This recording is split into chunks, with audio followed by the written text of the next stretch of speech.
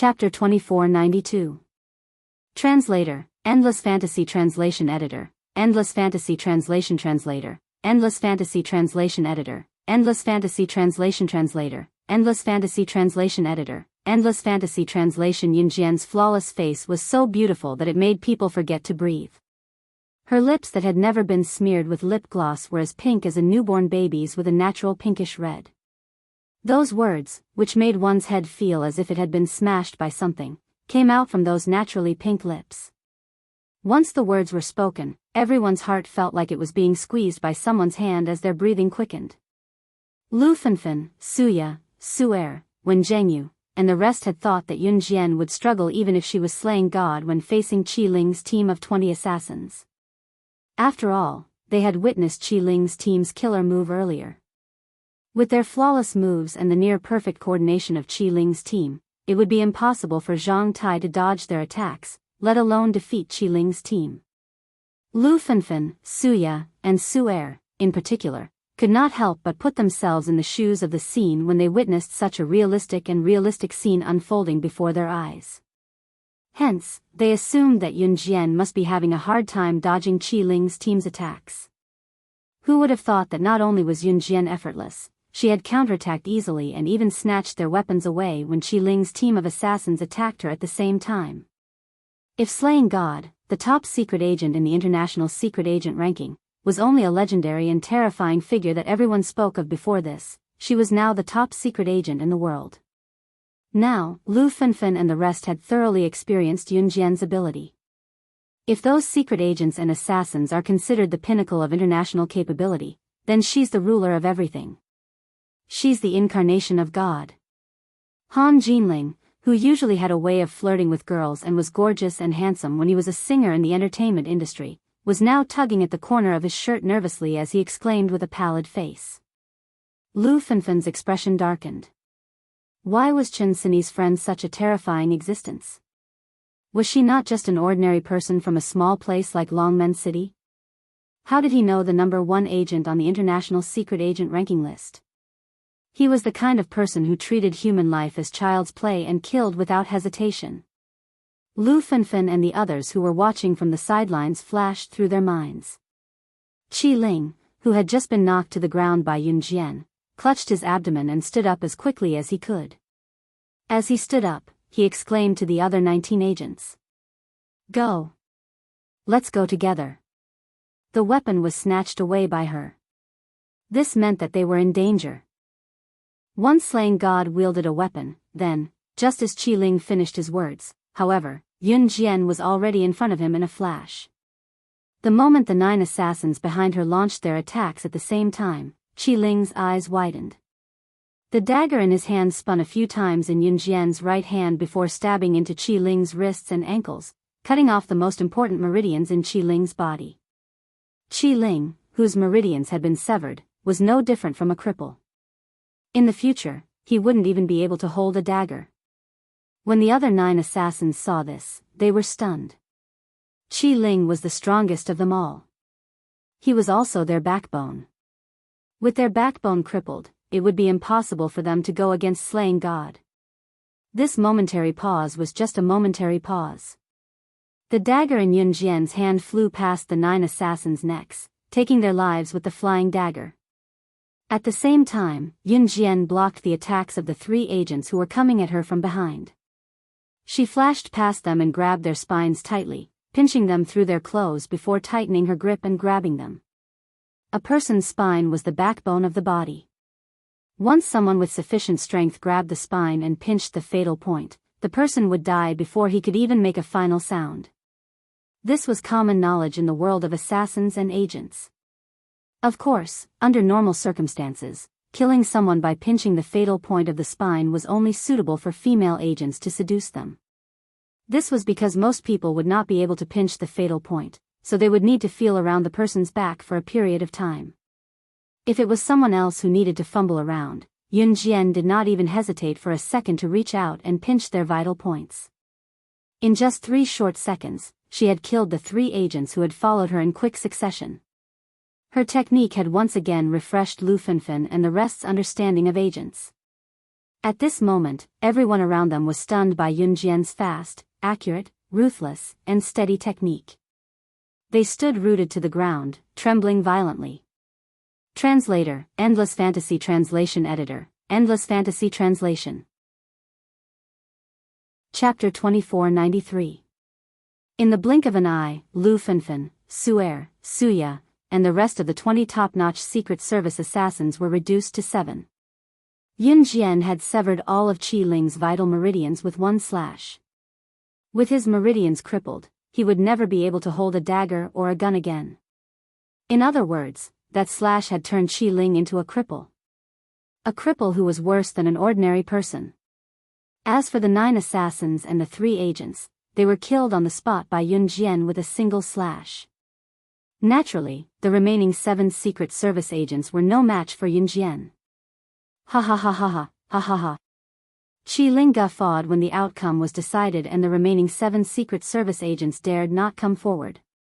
The corpses of the 12 Secret Service assassins were strewn all over the ground. As he laughed, tears streamed down from the corner of his eyes. He laughed and cried at the same time. Qi Ling didn't find this strange scene strange at all. As he laughed, Qi Ling suddenly stood up shakily from the ground. He looked at Yun Jian with a wide grin on his face. As he laughed, tears streamed down from the corner of his eyes. Ha ha ha. I can't believe that after so many years, the 20 of us are still no match for you. Ha ha ha. Ha ha ha. Ha ha ha. Qi Ling laughed like a madman. His laughter was earth-shattering. Lu Fenfen, Su'er, and the rest felt their hearts clench as they panicked. Qi Ling chuckled like a car that had slammed on the brakes halfway through its journey. He stopped smiling abruptly and glared at Yun Jian with a murderous glare before snickering menacingly. However, slaying God, do you really think that we can be resurrected because that mysterious big shot didn't give us any other powers? After that, Qi Ling looked at the 12 people who were killed by Yun Jian and said, "Stand up, all of you. It's time for slaying God to witness our true strength that transcends the universe." The mysterious person had given them a brand new power. It was enough to defeat slaying God's mortal body. Everyone was shocked when Qi Ling said that. However, a minute passed and there was no reaction. Qi Ling's eyes trembled when he saw that. What's going on? After that, Qi Ling's earlier arrogance vanished. He glared at Yun Jian and asked in a terrified tone, what did you do? Didn't the mysterious person who resurrected all of you tell you that I have the same power that you have? Just as Qi Ling's fear reached its peak, Yun Jian spoke faintly. After that, her red lips curved into a smile. Qi Ling's eyes widened and everyone else's eyes widened. And I came from the mysterious person who resurrected all of you. As for them, their souls have been completely severed by me. Even if the mysterious person were to act again, he would not be able to save them. Once, the person, the world, the world, the world, the world of the world. There was no other way to save them. Yun Jian's words were a huge blow to Qi Ling. Qi Ling's face darkened to the extreme at this moment. However, Qi Ling's expression only darkened slightly. In the next second, he suddenly laughed out loud, ha ha ha. Even so. That mysterious person even sent Lord Jiuhuang to help us deal with you. Lord Jiuhuang's power is not something you can fight against. Slaying God, you're still going to die today. Qi Ling guffawed. However, his laughter only lasted for 2 seconds. A package stained with dried blood suddenly fell from the sky. The cloth outside the package slid to the ground, revealing a bloody head without a body. Ah! Lu Fenfen screamed in fright when she saw the head. When he saw the face of the head, Qi Ling's smile froze. Lord Jiuhuang? No, how is this possible? Just as Qi Ling's panicked voice fell, a magnetic male voice that was so cold that it sent shivers down one's spine rang out from behind the rock. That pleasant voice that made people unable to help but indulge in it came out from his handsome thin lips in front of everyone. You bullied the mother of my child. Did you ask for my permission? Chapter 2494. Page 1/1. The head fell from the sky, and when it landed on the ground, the layer of cloth that covered it slid off. It was just like when Yunjian was reborn and his younger brother was killed. Qi Ling's heart was twisted at this moment, and he collapsed. Jiuhuang. Lord Jiuhuang. Lord Jiuhuang is dead. Yes. No, this is impossible. How could Lord Jiuhuang be dead, dead? Qi Ling was so scared that his face turned pale. Even his lips and teeth trembled violently. Compared to Qi Ling, Lu Fenfen was scared to death when she saw this scene. Qi Ling wasn't afraid of the scene in front of him. As an assassin, he had seen all kinds of bloody scenes. What made Qi Ling's expression change was that the final trump card that could kill slaying God for them was dead. And to die in such a cruel way. Back then, when Lord Jiuhuang was ordered by the mysterious person to resurrect the 20 of them, he had even fought with them. The reason was because when the 20 of them had just been revived, they were not willing to listen to Lord Jiuhuang. Who would have thought that Lord Jiuhuang would extend a finger and defeat all 20 of them? That brand new power, the power called spiritual power, made them crave and desire it. At the same time, they also held respect and worship for Lord Jiuhuang. But this handsome man who suddenly appeared actually killed Lord Jiuhuang. Then his strength must have reached the pinnacle of perfection. It was the first time Qi Ling felt fear from someone other than slaying God.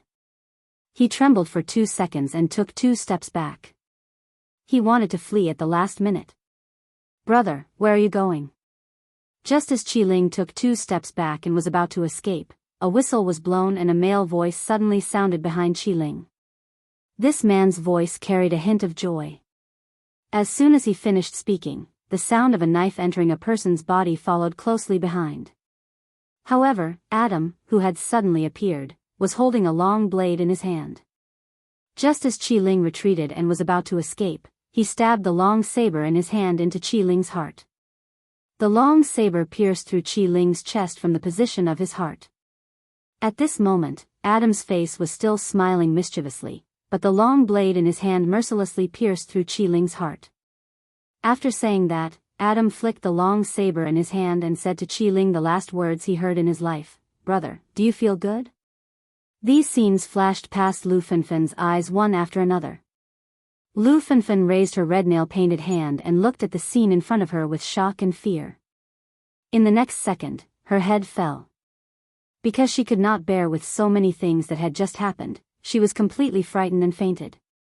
With CE and Adam around, no matter how powerful the other 7 agents were, they wouldn't be able to survive. Woo woo woo. Mama. At this moment, Emosen walked over with 2 children who had been crying non-stop, as if they were competing to see who could cry the loudest. You really have children. Han Jinling reacted at this moment. He looked at the 2 children in Emosen's arms who somewhat resembled Yunjian. His eyes widened and he asked in surprise. Yunjian ignored Han Jinling. When the 2 children saw Yunjian, they instantly stopped crying. At this moment, the little boy and the little girl had pitiful tears hanging on their faces.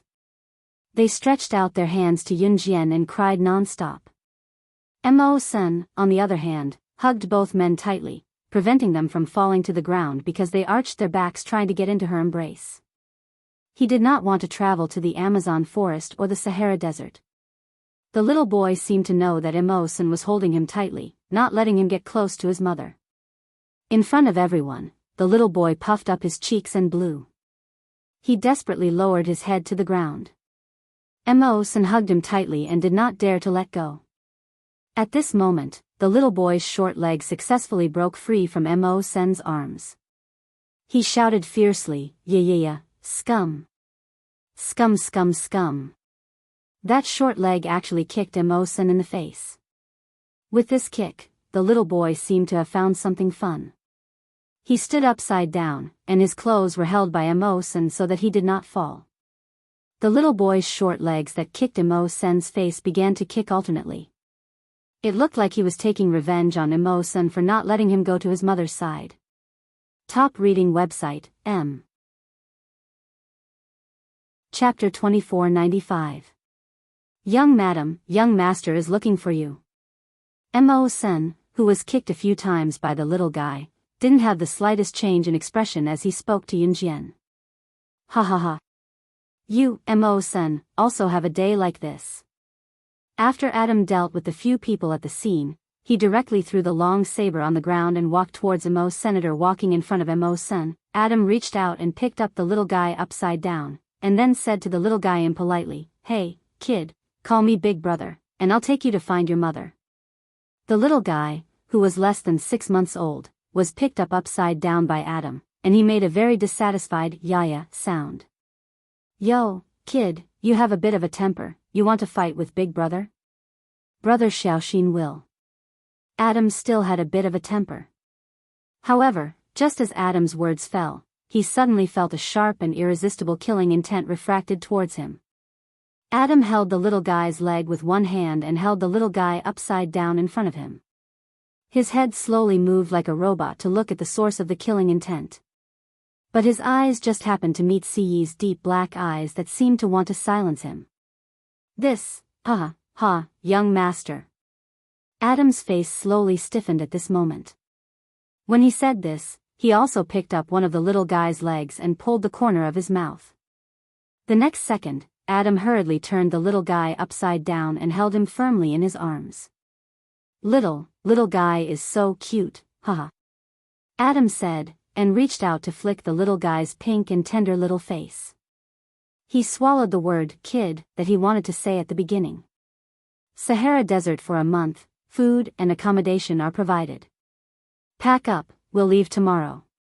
CE was expressionless. He glanced at Adam, and after saying this, he took Yunjian's hand and walked over to take the little girl from Mo Senator. He held her in his arms, threw the little guy to Adam, and left after saying this. "My God, you want me to go again?" Adam pulled the corner of his mouth, and his face was unhappy. After Yunjian and Ce had left with the little girl, Mo Sen put on his gloves and spoke to Adam calmly. "Let's get to work. Fortunately, you're not carrying a girl. Otherwise, you won't be able to come back from the Sahara Desert for a year." Mo Sen's words were ambiguous. What he meant by starting work was naturally to clean up the scene. What the hell? After hearing Mo Sen's words, Adam clicked his tongue at Mo Senator. Then he looked at the little fellow and was about to show a fierce expression to the little fellow. Lowering his head, he suddenly saw the little fellow looking at him and sticking out her tongue. Adam was furious. In his anger, Adam suddenly opened his mouth and said to the little fellow, "Kid, sooner or later, I'll make that stinking brat of mine marry your sister. Wait for me." He didn't dare to say this in front of Ce. Wei Province, Pan City People's Hospital. Not long after Chen Sini returned to the ward, Zhang Xiaofeng heard the news and ran back as fast as he could. At this moment, Zhang Xiaofeng and Chen Sini had been alone in the ward for a while. It was hot. Moreover, Zhang Xiaofeng couldn't hold back and finally confessed to Chen Sini. "Sini, be with me. Don't torment us anymore. I don't care about blood relations anymore. Let's be together." Zhang Xiaofeng suddenly said this. When he said this, Chen Sini was shocked. However, after the previous incident, Chen Sini was actually a little tempted. She was silent for a long time. Finally, she thought about how she would tell the elders if they were together. She closed her eyes and said, "I've already lost my virginity to Wuxia. We're really not suitable for each other." Of course, this was just an excuse. Actually, Chen Sini's heart was still a little tempted. She even thought that if she hadn't lost her virginity to Wuxia, then that day, I was the one who asked Wuxia to get you drunk and bring you to a hotel. After that, I asked him to take responsibility for me. Chen Sini, listen to me. I like you. That day, I was the one who ked you, not Wuxia. Calm. Wonderful Book House. Chapter 2496. Page 1/1. So, Chen Sini. You're my woman for the rest of your life. Zhang Xiaofeng grabbed Chen Sini's shoulders with both hands and swore loudly. Fortunately, the ward was a single room. Otherwise, if Zhang Xiaofeng shouted these words, Chen Sini would be embarrassed to death. But for some reason, after knowing that the person that night was Zhang Xiaofeng, Chen Sini heaved a sigh of relief. As expected, she still liked him. Even after dating Bo Wenxiu for a year, the two of them treated each other with respect. Only Chen Sini thought that she had crossed the line that night. Her heart had already given Zhang Xiaofeng without reservation a long time ago. Even after that night, Chen Sini was still forcing herself to like Bo Wenxiu, but it wasn't true love. At this moment, Chen Sini's tense heart completely relaxed. She threw herself into Zhang Xiaofeng's arms and suddenly burst into tears. Why did you do this? Why didn't you tell me earlier? I hate you the most. Zhang Xiaofeng is the most hated person in the world. Zhang Xiaofeng knew that Chen Sini was being sarcastic. He also heaved a sigh of relief. He hugged Chen Sini back tightly and forced a smile. Bo Wenxiu ran away from the marriage because he didn't like Suya. But he didn't expect that he would lose 2 fingers because of this. It's okay, I'm fine. My mom won't dare to force me to marry again. 2 fingers in exchange for a free marriage. For someone like me who was born in a rich family and had no choice, it's too good. Before leaving Wei province, Chen Sini and Zhang Xiaofeng went to say goodbye to Bo Wenxiu. Bo Wenxiu lay on the sickbed and raised his 2 fingers that had already been chopped off and were now wrapped in white bandages. He laughed loudly. However, his words carried a bitterness that outsiders could not understand. In the end, Chen Sini and Zhang Xiaofeng left. Sometimes, if you want to get a part of what you want, you have to exchange another part of it. Once he did, he would never have the chance to regret it. Once the heavens took away the items you traded, they would not return them to you in the form of a miracle. After Yun Jian and the rest returned to Longmen City, Chen Sini and Zhang Xiaofeng returned as well. The relationship between Chen Sini and Zhang Xiaofeng was still a secret. They didn't dare to let their family find out. However, after everything was explained, Chen Sini's original intention of deliberately distancing herself from Zhang Xiaofeng was completely gone. As for his family, he would keep it a secret for as long as he could. They had decided to be together, and they would not change their minds until death. January 21, 2004 was New Year's Eve, also known as New Year's Eve. On this night, everyone gathered at Qin Yiru's villa to have the New Year's Eve dinner prepared by Qin Yiru. After dinner, the little one and the girl were especially excited. At night, Qin Yu dragged Yun Yi, Gu Nianji, and Leng Mei to play mahjong. Yun Jian sat on the sofa with her legs crossed. Opposite her sat Lan Su. Lan Su, who was also a mother of a child, maintained her youthful appearance. Like Yun Jian, she looked like she was 18 years old at most. Yun Jian looked at Lan Su with narrowed eyes and told Lan Su, "Come with me to Yun Province's shrouded Dragon Mountain in 2 days." "All right." Lan Su nodded. Of course, they would have to wait until after the new year to go to Yun Province's shrouded Dragon Mountain. As for why Yun Jian wanted to go to Shrouded Dragon Mountain, there was only one answer. Xingfeng, the creator of Deity Continent, had left behind 3 divine weapons. The third one was in Shrouded Dragon Mountain. CE would investigate Xingfeng's matter directly when she returned to Deity Continent. The search for the third divine weapon was left to Yun Jian. The path to the peak of Yun Province's Shrouded Dragon Mountain was where Yun Jian's target was. It was filled with poisonous miasma all year round and wild beasts roamed around, making it extremely dangerous. It was said that those who came back from the peak were either dead or crippled. However, she had to go to the peak of Shrouded Dragon Mountain. Translator, Atlas Studios Editor, Atlas Studios. Chapter 2497. Page 1/1, Sister Jian, contact me anytime. Lan Su nodded at Yun Jian. Yun Jian hummed in reply. On New Year's Eve, Xiao Yunzhu, Duanli, Duanya, and the children stayed up until past midnight, only going to bed after receiving the New Year's red packets from the adults. The little boy and girl did not know what a red packet was. After receiving the New Year's red packet, the little guy happily stuffed the big red packet into his mouth. In the end, they were stopped by Qin Yiru in time. New Year's Eve was very exciting for children. To Yun Jian, however, other than the incessant sound of firecrackers around them, it was no different from any other day. The next morning, Yun Jian accompanied Qin Yiru and Gu Junjian to visit their relatives. Si did not go with them. Since the little boy and girl had slept late last night and were sound asleep this morning, Yun Jian could not bear to wake them up, so she asked Ce to stay and watch over them. Ce dared not disobey Yun Jian. Moreover, Ce did not feel anything about visiting Qin Yiru's relatives. Although it was said that they were visiting Qin Yiru's relatives, they were actually returning to Xinjiang town to bring some New Year's goodies or give the elderly a red packet. Gu Yunjian's relatives were not in Jia province, so they were visiting Qin Yiru's relatives on New Year's Day. The first family they visited was Qin Yiru's maternal family, the Qins. When she saw Yun Jian alighting from the car, Qin Yiru's mother, Zhang Meihua, was the first to greet her from afar. "Oh, my granddaughter's back. Come in and have a seat.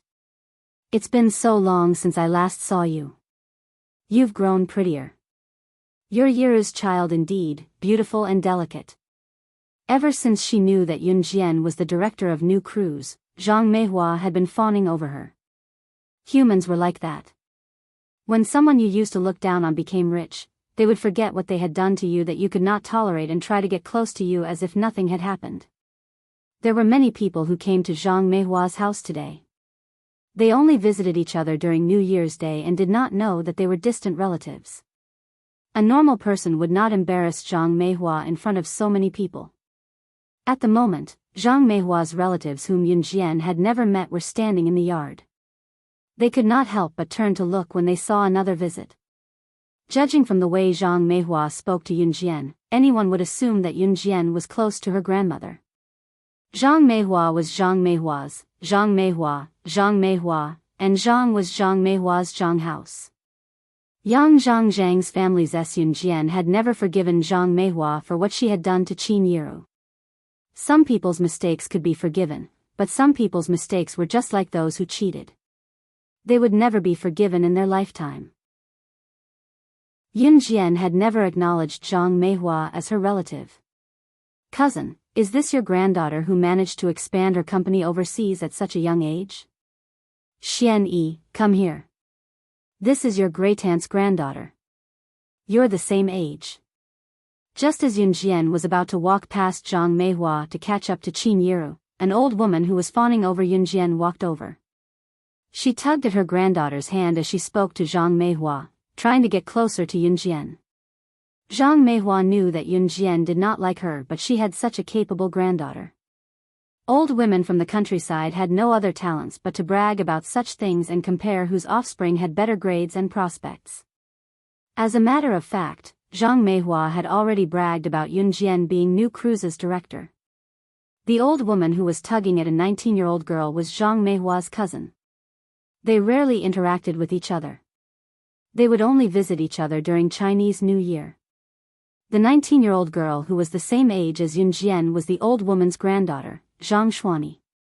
Zhang Xuani had dyed her long chestnut-colored hair.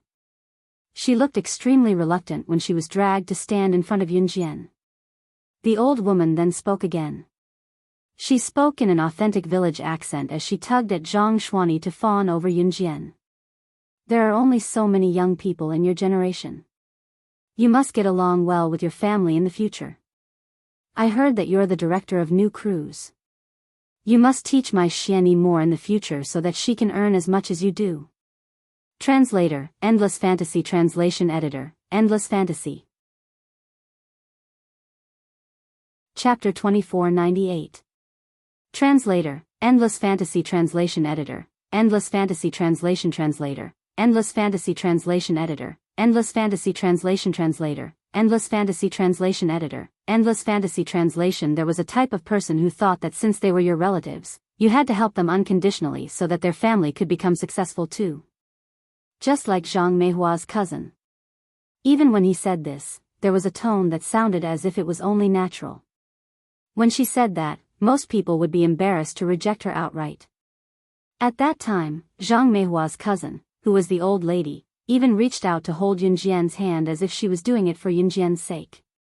Just when everyone thought that Yunjian would agree to Zhang Meihua's cousin's unreasonable request for the sake of her reputation as new cruise's director, Yunjian slapped the old lady's hand away in front of everyone and said coldly, "No." That simple rejection stunned everyone who heard Yunjian. Especially the old lady. The old lady did not expect Yunjian to reject her so straightforwardly. She was stunned. "Ha ha ha. Meihua, your granddaughter has a temper. Aihua, don't be angry. She's just a kid. Although she's able to expand the company overseas and make a lot of money, she's still a kid. She doesn't know any better." Not long after Yunjian finished, a middle-aged man in his 40s spoke to the old lady in an adult tone. He sounded like he was joking. Aihua was the old lady's name. Her full name was Ma Aihua. When Ma Aihua heard the middle-aged man's words, her stunned expression returned to normal. Just like before, she looked at Yunjian with a smile. This time, she learned her lesson and did not hold Yunjian's hand. Instead, she acted as if she did not hear Yunjian's words and spoke again. "Your new cruise's director. Since you're so capable, why don't you bring my Xian-Yi along? My Xian-Yi can do anything. You and my Xian-Yi are cousins. We're going to be a family from now on. Spend some time to teach my Xian-Yi so that she can earn as much as you do." If Ma Aihua's words were said with a face full of righteousness, then this time, she even played the relative card. That was how society was. If you were poor, people would look down on you. If you were rich, people would want to cheat you out of every last drop of blood. No one liked to approach someone who was rich for no reason and constantly flatter and praise them, unless the other party had a purpose. Ma Aihua's shamelessness seemed to be a matter of course to the people around her. Yunjian's refusal would be petty and wrong. In fact, there weren't many old women like Ma Aihua. Most people wouldn't mention it again after being rejected. However, after receiving Yunjian's rejection, Ma Aihua once again spoke in a forceful tone. As soon as she said this, some of the relatives and friends standing around felt that Ma Aihua was shameless. "You want me to promote your granddaughter to make a lot of money?" Yunjian heard Ma Aihua's repeated words. Her red arc curved and she said scornfully. Hearing Yunjian's words, Ma Aihua really felt that Yunjian had agreed to her request. She quickly said, "Let my Xian-Yi follow you. I want to earn as much money as you. She's very smart, no worse than you." She said this with such confidence. It was as if Yunjian was lucky to be able to open the company overseas. If the same luck was given to her granddaughter, Zhang Xian-Yi, her granddaughter's achievements wouldn't be any worse than hers. Sure. Just when everyone thought that Yunjian would refuse like before, Yunjian's pleasant female voice suddenly sounded. Hearing this, everyone was stunned. However, just as everyone was stunned, that cold female voice came out of Yunjian's mouth again. Those words, in the ears of everyone present, made them tremble in fear. "Send your granddaughter to an assassin organization for 10 years of training. If she can come out of the assassin organization alive, then I'll hire her as my bodyguard with an annual salary of 10 million yuan. Translator, Atlas Studios Editor, Atlas Studios. Chapter 2499. Yunjian was not joking. Her icy tone that was so cold that no one could tell that she was joking made everyone's heart skip a beat. Assassin organization? What assassin organization? What kind of organization is an assassin organization? Ma Aihua was an authentic village woman who had eventually turned into a cunning old woman. She had lived in the village for almost all her life. She was like Zhang Meihua, gathering with a bunch of old women to munch on melon seeds and boast about how good her offspring was in their studies, which high school or university they had been admitted to, and how high their income was after graduation. She would boast as much as she could. In spite of it, the term assassin organization was completely foreign to Ma Aihua. Grandma, an assassin organization is a place to train assassins. Assassins are people who kill as their profession. They're very, very, very good assassins who assassinate important people. It's terrifying. Besides, there are usually less than 3 out of thousands of people who enter an assassin organization that trains assassins. Zhang Xuanyi still had some understanding of the assassin organization. At this moment, she grabbed Ma Aihua's hand and shook Ma Aihua's arm as she spoke to Ma Aihua. It's a place like this. You want my granddaughter to go? Ma Aihua's expression froze when she heard Zhang Xuanyi's words as she questioned Yun Jian. What if my granddaughter dies? Ma Aihua raised her voice and spoke to Yun Jian in annoyance. Leaving the assassin organization alive is the minimum requirement I have for the bodyguards I hire. Do you really think that there's a free lunch waiting for you in this world? Yun Jian sneered as she glanced at Ma Aihua from the corner of her eyes. With that, Ma Aihua knew that Yun Jian was being sincere. Ma Aihua rolled her eyes at Yun Jian and spoke to Yun Jian in Longmen City's local dialect. Humph, how arrogant. There was a hint of disdain in her tone, as if she was an old woman who had turned her back on Yun Jian when she could not gain anything from her. As soon as she finished speaking, Ma Aihua grabbed her granddaughter, Zhang Xuanyi, and ignored Yun Jian. Before she left, however, Ma Aihua turned to glance at Yun Jian. Thinking that she could not gain anything from Yun Jian anyway, who cared what kind of director of new crews she was, Ma Aihua scolded Yun Jian again in Longmen City's local language. So arrogant. If you have the ability, why did you join a killing organization? You're so vicious at such a young age. When you grow up, don't become a murderer and be sent to the police station. Since she had already given up, Ma Aihua might as well make her words even harsher. In the past, when she met her cousin, Zhang Meihua, every year, she would proudly show off. This was because Ma Aihua's descendants earned more money than Zhang Meihua's descendants and were better at studying. In the end, he did not expect Yun Jian to appear. Now, he could not show off during the new year. He was not happy at all. Oh, dear, cousin, what do you mean? What did my granddaughter do to you that you have to talk about her like this? Zhang Meihua had always been outshone by Ma Aihua every year. Now that Ma Aihua was talking about Yun Jian like this, she was the first to object as she retorted. On the surface, she was helping Yun Jian to fight back. In fact, if Yun Jian did not have such achievements, Zhang Meihua would not have spoken up for Yun Jian. Cousin aunt. My grandma's right. Your granddaughter said that she'll only bring me to earn money if I come out of the organization alive. Isn't it obvious that she's unwilling to bring me along? She's afraid that I'll steal her money because I'm too powerful. Assassin organization? Who knows if I'll really stab someone to death one day and be sent to the police station to spend my next life in jail. Zhang Xuanyi flicked her chestnut hair that fell over her shoulders and glanced at Zhang Meihua. It was only then that she turned to look at Yun Jian. To her horror, she realized that Yun Jian was already holding a shiny silver pistol in her hand. While everyone was still in shock, Yun Jian twirled the silver pistol in her hand skillfully. She pointed the pistol's muzzle at Zhang Xuanyi and Ma Aihua right under their noses and gave them a cold curl. In an instant, the words that made everyone lose their composure were blurted out to Zhang Xuanyi and Ma Aihua. You can try. After I kill all of you, who in Longmen City, Xia Province, or even Country Z would have the guts to send me to prison? Chapter 2500. Page 1/1. No one in Longmen City, Xia Province, or even the entire country had the guts to do so. To send her to prison. Who would have the guts to send her to prison, not to mention Z country, even internationally? Yun Jian's words were arrogant to the extreme.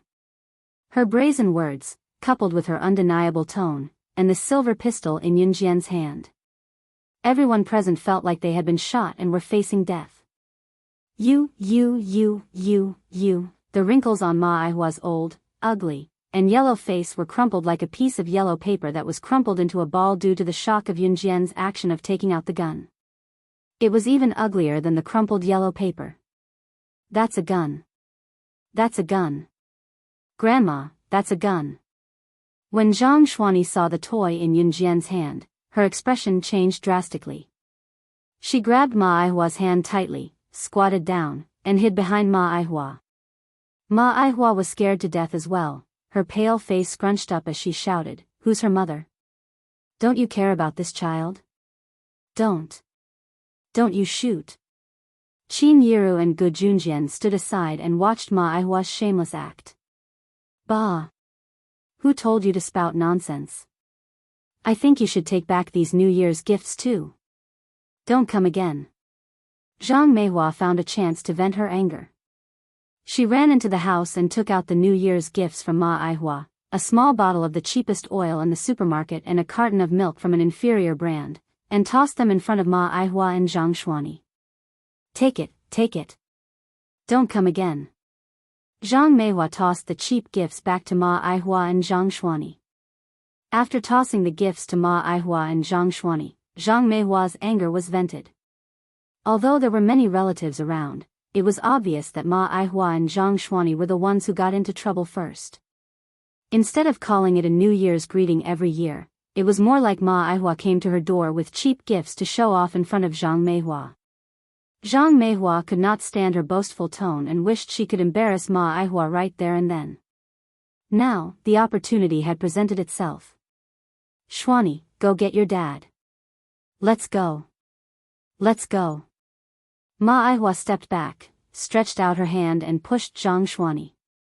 Her own people were the first to leave, and she ran away like a wisp of smoke.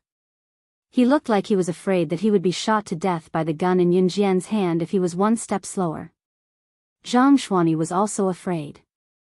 She chased after Ma Aihua and only shouted to her father, who was still standing in the room, "Dad, let's go." Then she avoided the place as if avoiding the plague. After Zhang Meihua ran away, the rest of Zhang Meihua's relatives and friends were still looking at the gun in Yunjian's hand in fear. They did not know whether to run or not. Just as everyone's hearts were tensed up and they were scared to the extreme, they even imagined that Yunjian would lose control of the gun in her hand and accidentally shoot them. Yunjian suddenly threw the silver gun into the air. Everyone's emotions reached a climax at this moment. Yunjian, on the other hand, looked straight ahead. She did not even look at the silver gun that was thrown into the air. She reached out and caught the gun steadily. Then, she revealed a harmless and shy smile in front of everyone. It was as if the murderous girl just now was not herself. She raised the gun and said expressionlessly, "This is a toy gun." Everyone was speechless. Translator, Atlas Studios Editor, Atlas Studios. Chapter 2501. The toy gun was Siyi's toy for the little one to play with, and Yunjian had scooped it up in passing.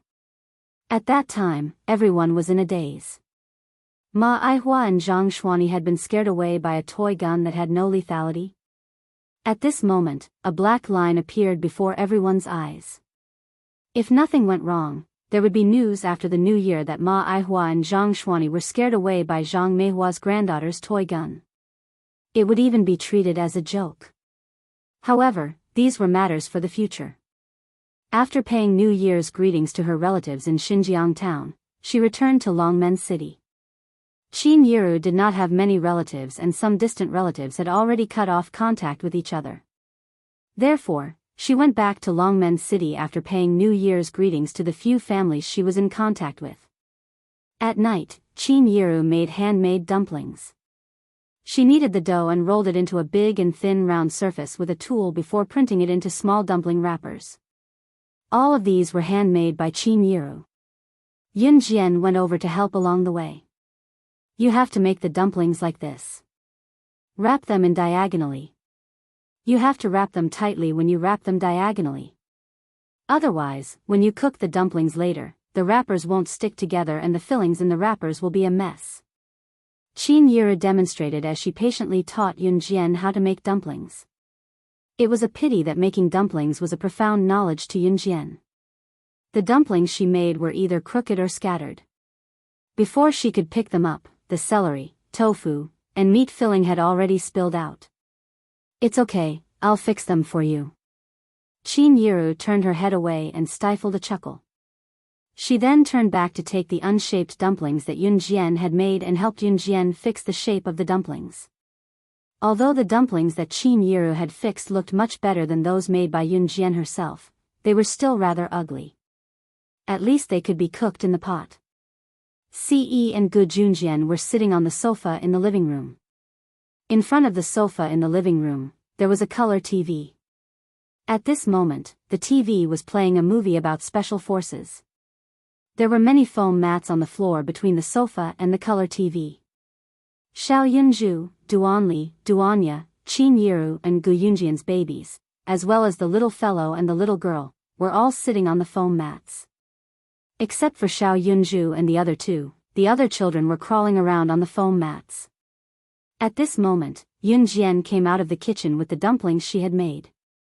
She originally wanted to give the dumplings to the little fellow and the little girl, but she didn't expect that Ce would reach out and snatch them away. I made it. It doesn't taste good. Yun Jian pursed her red lips. After Qin Yiru helped to cook the dumplings, the skin of the dumplings still fell apart and the fillings were all messed up. They were cooked until they were tasteless. Coincidentally, at the little fellow and the little girl's age, they should eat chopped things. Yun Jian's dumplings were just right. Therefore, Yun Jian took them and gave them to the little fellow and the little girl. She didn't expect that Ce would snatch them away. Delicious. After a while, Ce finished all the dumplings in the bowl, including the fillings and soup. Yun Jian pursed her lips and ignored Ce. She walked over and picked up the little fellow and the little girl who were rolling on the ground. She brought them back to the bedroom to breastfeed the two children. Although the little fellow and the little girl could eat some more fragmented food, the source of nutrition was still breast milk. After breastfeeding, the two children fell asleep unknowingly. Yun Jian just put on her clothes and walked out of the house. Just as she walked out of the house, she was stopped halfway by Ce. "They're asleep," Yun Jian said to Ce. Ce responded but didn't give way. She stared straight at her. Yun Jian understood Ce. She quickly realized that Ce was staring at the place where she breastfed the two children just now because she wanted to.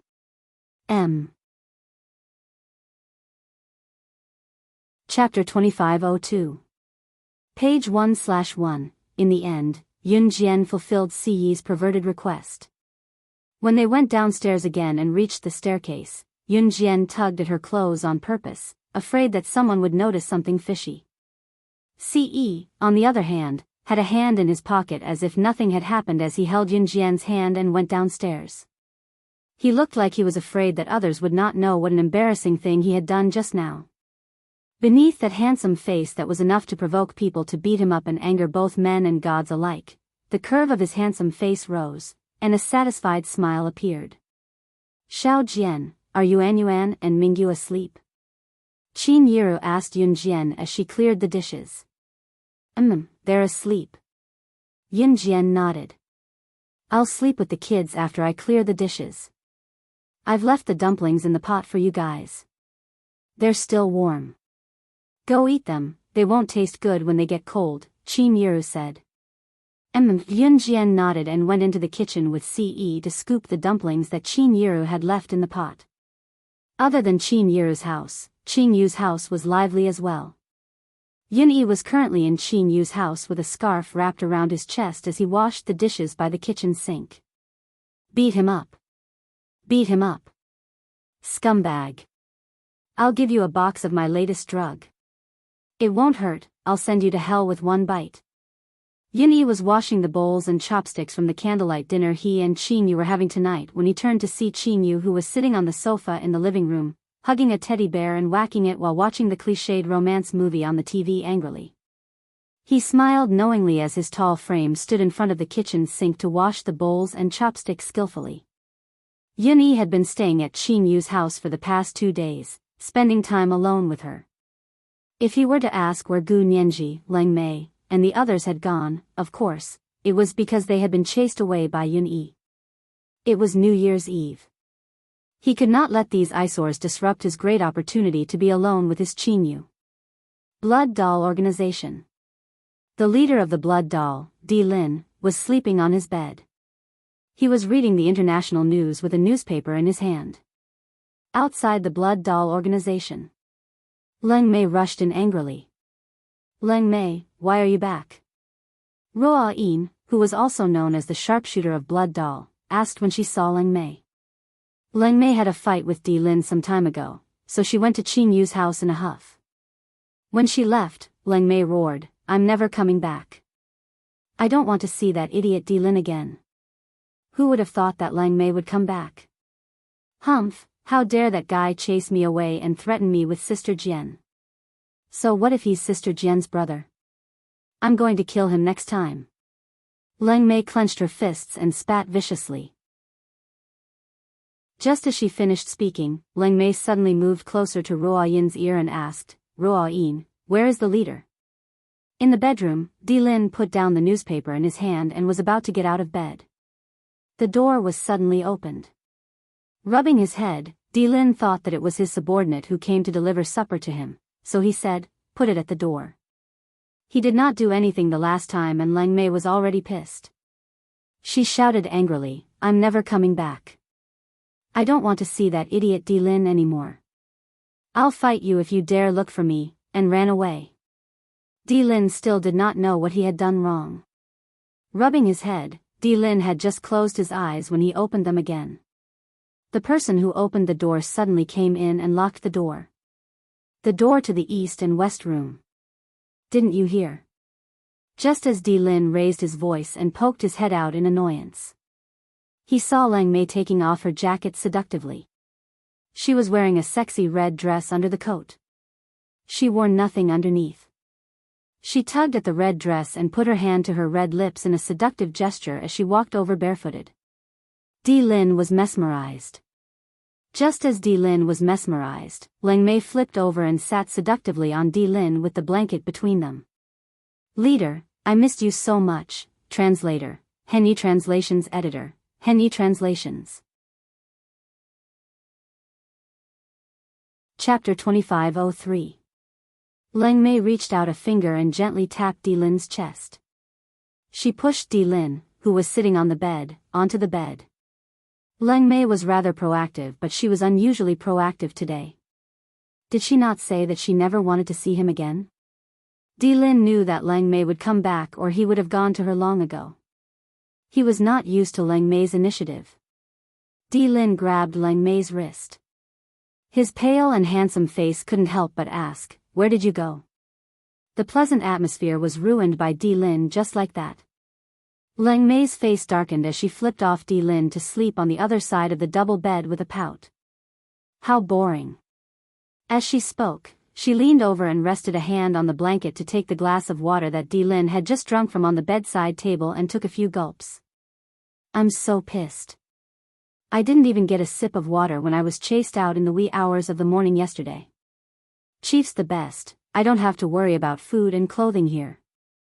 Leng Mei placed the empty glass of water on the bedside table. Her entire body was paralyzed and stretched out like the Chinese character, occupying the entire bed. An arm and a leg were propped on Di Lin with the blanket between them. Hey, I'm exhausted from the flight the whole night. Let me rest for a bit. Leng Mei closed her eyes as she spoke, planning to sleep for real. Before she could doze off, however, Di Lin grabbed her wrist. Running away after flirting? There's no such thing in this world. Di Lin flipped over and pinned Leng Mei, who was wearing nothing but a red veil underneath. Chief, what are you doing? So, softer. The night was long. She Province's Longmen City. When it was midnight, Yun Jian left the warm bed and left the children to see Yi's care before she got up and walked out. Once she was out of the woods, Yun Jian flashed to a garden not far away from the mansion. Snake. Lizard was standing there with her arms behind her back. Hearing the sound, Snake. Lizard turned to Yun Jian. Sister Jian. Yes. Yun Jian nodded and asked, have you prepared the details of the shareholders of the International Intelligence Platform Center who refused to withdraw their embezzlement from the Kosha mercenaries? Previously, at the International Intelligence Platform Center, Yun Jian had used Diani's hand to demonstrate to the big shots of the International Intelligence Platform Center. The Kosha Mercenaries Intelligence Unit had always been suppressed by the International Intelligence Platform.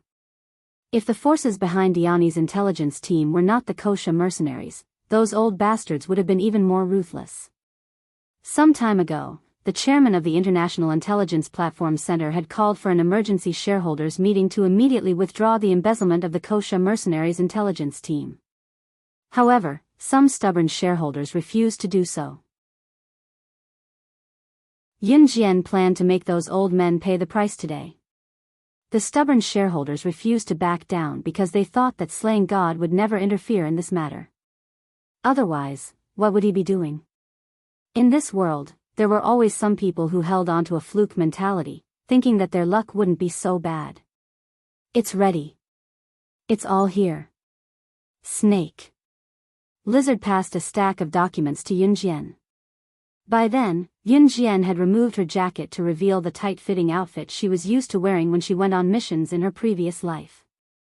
After equipping herself with the weapon Snake, Lizard had passed to her. Yun Jian raised her hand to wipe her red lips. Her other hand was toying with a Beretta M92F silenced pistol. She narrowed her eyes and looked into the distance through the gun's aiming line. At the same time, she spoke calmly but the words that could change the outcome of the world. Go to the International Secret Agent Assassin website and spread the word immediately. I, slaying God, will return to the International Secret Agent Assassin Circle to carry out missions.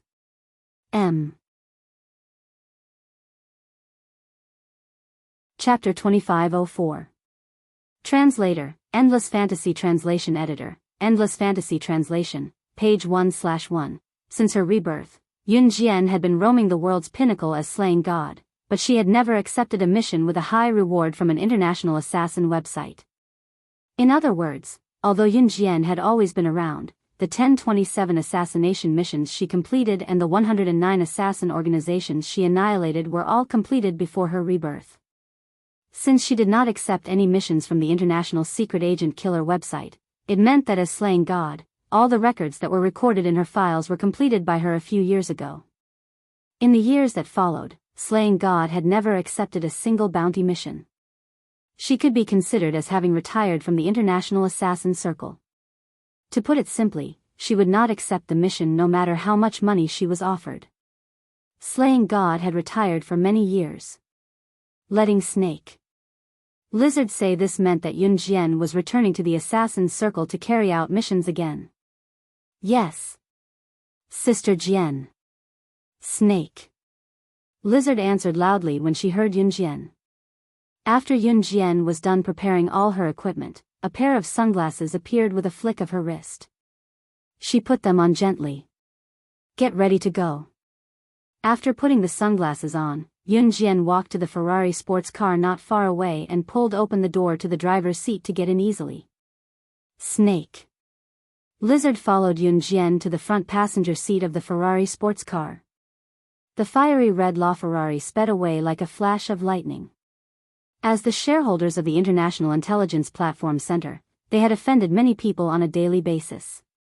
There were plenty of people on the International Assassin website who wanted to eliminate the shareholders with a hefty reward. In spite of it, there were very few assassins and secret agents who were capable of taking on the task of assassinating the shareholders of the International Intelligence Platform Center. Screech, the sports car sped along the highway at lightning speed. Occasionally, when they passed by a bend, the reflection of Yun Jian's red lips could be seen in the rearview mirror. Slaying God had accepted the hefty reward for the shareholders of the International Intelligence Platform Center. There was an unspoken rule when slaying God went on a mission. Basically, assassins and special agents would kill their targets without anyone knowing when they went on a mission. On the other hand, slaying God never hid when she went on a mission. On the other hand, she would send an assassination notice to the target in advance. Tell him in advance that I'm coming to kill him. The real reason why the international bigwigs, businessmen, and politicians were afraid of slaying God was that even after slaying God had sent them the assassination notice and told them to be prepared for the nets above snares below, it was futile. This was the most frightening part. International Intelligence Platform Center, conference room. What's going on? Slaying God is really going to attack us. A short and plump middle-aged man stood up, trembling. He looked at the director of the International Intelligence Platform in the middle of the room, holding an assassination notice written by Slaying God. Slaying God, who hasn't been on a mission for years. How could this be? How could this be? Director, I don't want to die. I don't want to. Director, let's revoke the deduction of the Wuxia Mercenaries Intelligence Unit. We don't want that money anymore. I beg you to save us. Save us. Another shareholder who was doing well in the business world also held an assassination notice in his hand. He was so frightened that he fell to the ground, trembling uncontrollably. The director sitting at the top frowned and suddenly opened his eyes. He looked at the shareholders who had received the assassination notice with a gloomy expression. You didn't listen to me when I asked you to revoke the deduction of the Wuxia Mercenaries Intelligence Unit. It's too late to revoke the deduction now. Don't you know that ever since Slaying God debuted, she's sent out 1,027 assassination notices? None of the targets have lived past the second day. Top reading website, M. Chapter 2505. Translator, Endless Fantasy Translation Editor, Endless Fantasy Translation, page 1/1. The director of the International Intelligence Platform Center had foresight. Not only did he revoke the deduction of his shares from the Wuxia Mercenaries intelligence team, but he had also gone to the Wuxia Mercenaries to ask for punishment. There was a director and 10 shareholders present. There were 4 shareholders who revoked the deduction of the Wuxia Mercenaries intelligence team. Other than the director and the 4 shareholders, the other 6 shareholders had received the assassination notice from Slaying God. Everyone knew that Slaying God had carried out 1027 assassination missions and had also issued 1027 assassination notices. Receiving the assassination notice from Slaying God was equivalent to having 1 foot in a coffin. Before this, no one in the world could escape from Slaying God's assassination. Director. We know we're wrong. I can give all my shares in the company to Slaying God. I don't want any of my family assets. Please help me, I don't want to die. The short and fat middle-aged man was paralyzed on the ground. He looked ahead blankly, then suddenly crawled toward the director's seat in a dog-like manner. He reached out and grabbed the director's trousers. His hands were shaking more violently than a spring. Fear, terror, and all sorts of emotions were mixed in the short and fat middle-aged man's eyes. What were you doing earlier? If you'd listened to me and revoked the deduction, this wouldn't have happened, the director yelled. We thought that Slaying God wouldn't return. Director, I beg you to save me. As long as you save me, I will give you all my shares. The director blinked at the short and fat middle-aged man's words. The director waved his hand. Fine. I'll contact the Interpol team for you. I happen to know a very powerful person in there. But, whether you can survive Slaying God's attack will depend on your luck. In Country M, in a large villa in the suburbs some distance away from the International Intelligence Platform Center. This villa was the home of the Interpol team's captain, Bernie Austin, whom the director of the International Intelligence Platform Center knew. Bernie Austin, or Bernie for short. A foreigner's name was usually followed by his surname, which was why Bernie was his given name. Bernie knew the director of the International Intelligence Platform Center and had been entrusted with it. Therefore, he had his house surrounded. There were many traps in Bernie's house. In addition to the patrols and special forces patrolling nearby, even a fly could not sneak in. The 6 shareholders of the International Intelligence Platform Center who had received Slaying God's assassination notice were placed in the living room of Bernie's house. Bernie entered the house after he was done patrolling. He said to the 6 shareholders, everything seems normal for now. Stay where you are and don't go to the washroom. Don't go to the toilet alone. The 6 shareholders nodded immediately. When Bernie was young, about 20 years ago, he had successfully saved a target who had received an assassination notice from one of the top assassins on the international assassin list. Bernie, that Bernie. Together with the Barnet police force, it was not a joke, it was a very powerful force. That was why the 6 shareholders breathed a sigh of relief. Their tense hearts were finally relieved.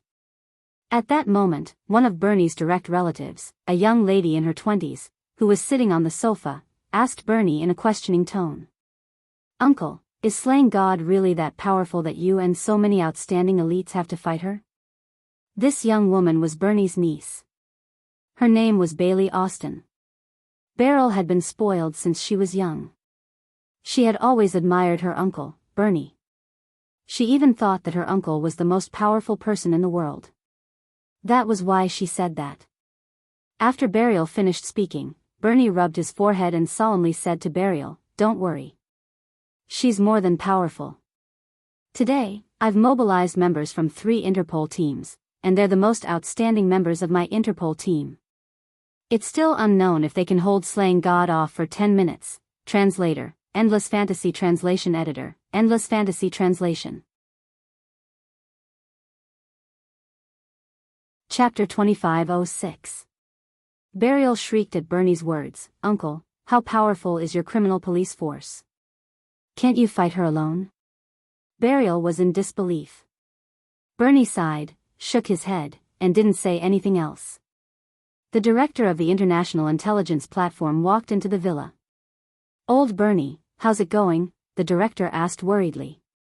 "There's no news about her at the moment. Both inside and outside of my villa, even the blind spots nearby are filled with surveillance cameras. Unless slaying God came down from the sky, no matter how capable she is, she'll definitely be discovered by my men before she enters the living room." Bernie was very confident about that. On the roof of Bernie's villa, a petite silhouette hopped down from a height of a few thousand meters in a helicopter.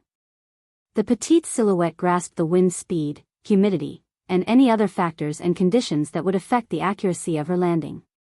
Within 5 seconds of landing, he opened his parachute and landed on the roof of Bernie's villa with a precise position. After landing on the roof, Yun Jian kept her parachute as fast as she could. She moved soundlessly and stuck herself to the wall of the villa. There was only one SWAT officer patrolling under the villa's roof. When Yun Jian landed earlier, she had timed it perfectly.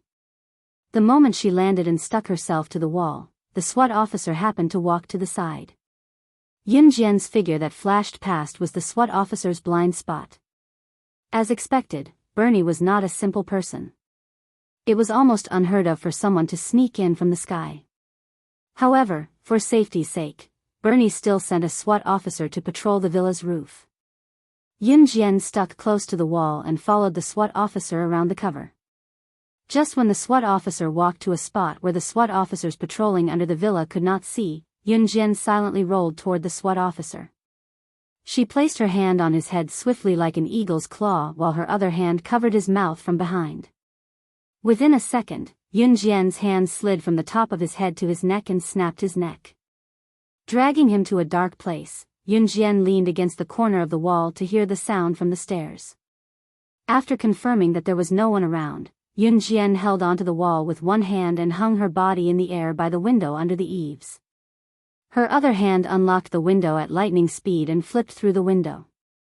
Yun Jian's action just now would have been discovered by the special police patrolling below if they had heard the rustling of leaves in the wind. However, at this moment, no one heard a sound. In the living room of the villa, Bernie is still standing here.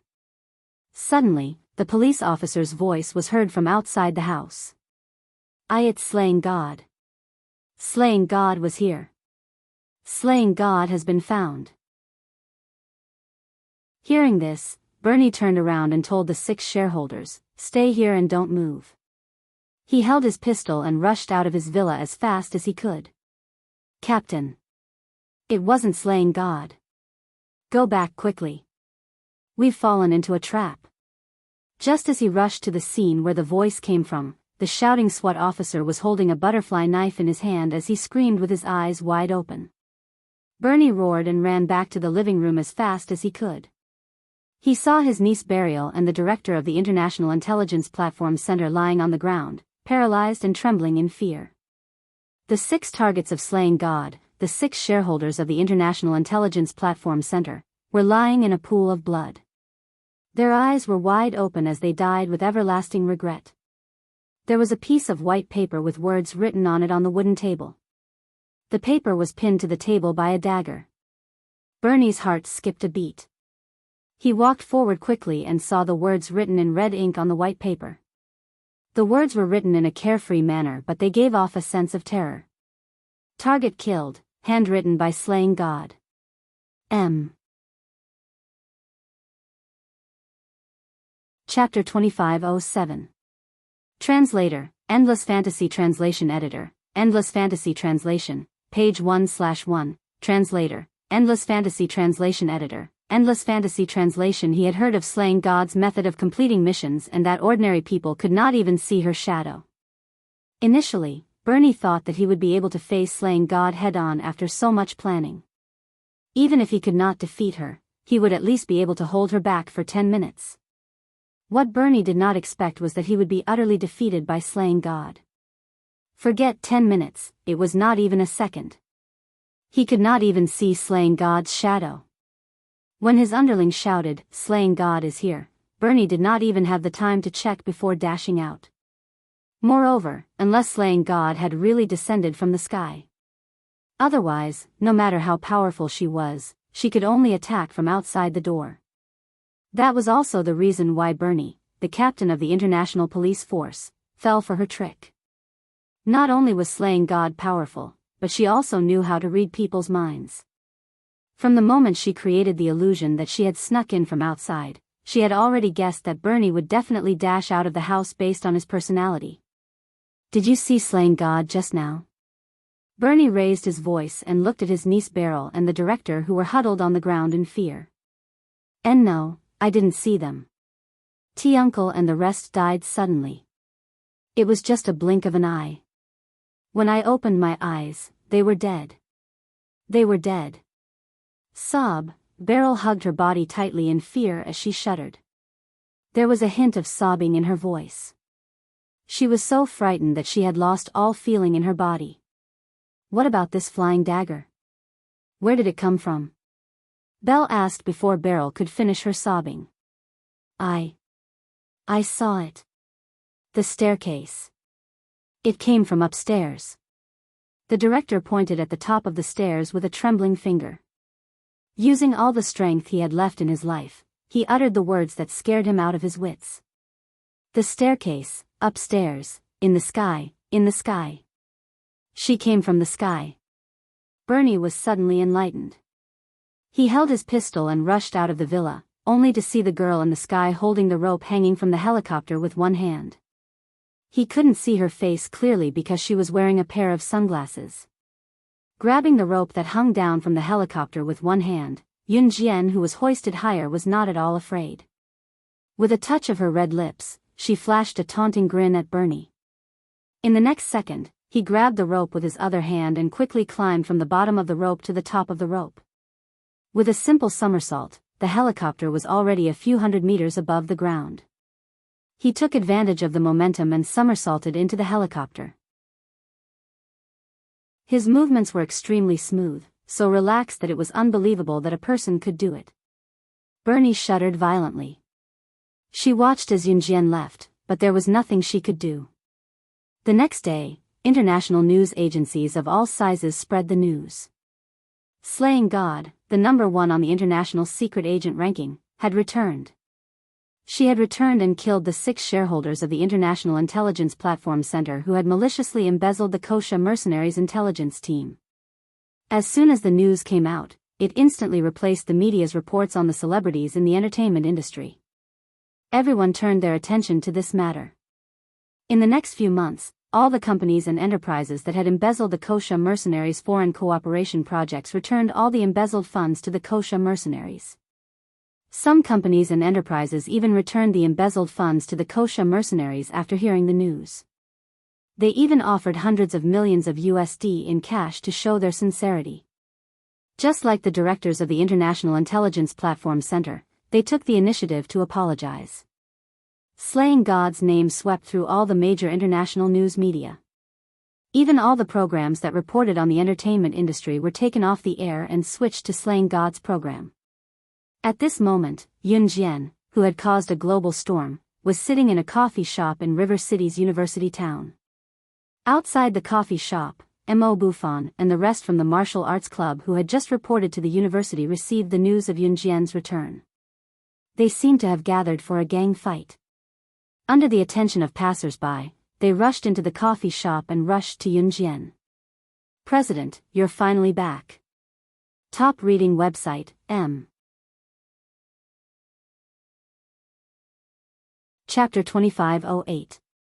Translator, Endless Fantasy Translation Editor, Endless Fantasy Translation, page 1/1. It had been 15 or 16 days since the first day of the new year, and since that incident had happened. It was time for the students to return to school. There were more than 10 universities in Jiangxing University City. The university students here generally started school early. Jiangxing City of Zhe Province paid more attention to academics, so the school started school early. The winter and summer holidays were very late. Of course, this was not a good thing for the students. At that time, Mo Bufan led a group of people into the coffee shop as if they were going to fight. They surrounded Yun Jian. Yun Jian held a cup of coffee in her hand and tasted it carefully. She did not turn to look at Mo Bufan and the others. "How was last year's martial arts competition?" she asked casually. Yun Jian had taken a leave of absence a year ago. At that time, the martial arts club was about to hold a martial arts competition. Before leaving, Yun Jian had trained Mo Bufan and the other members of the martial arts club. Of course it was a complete victory.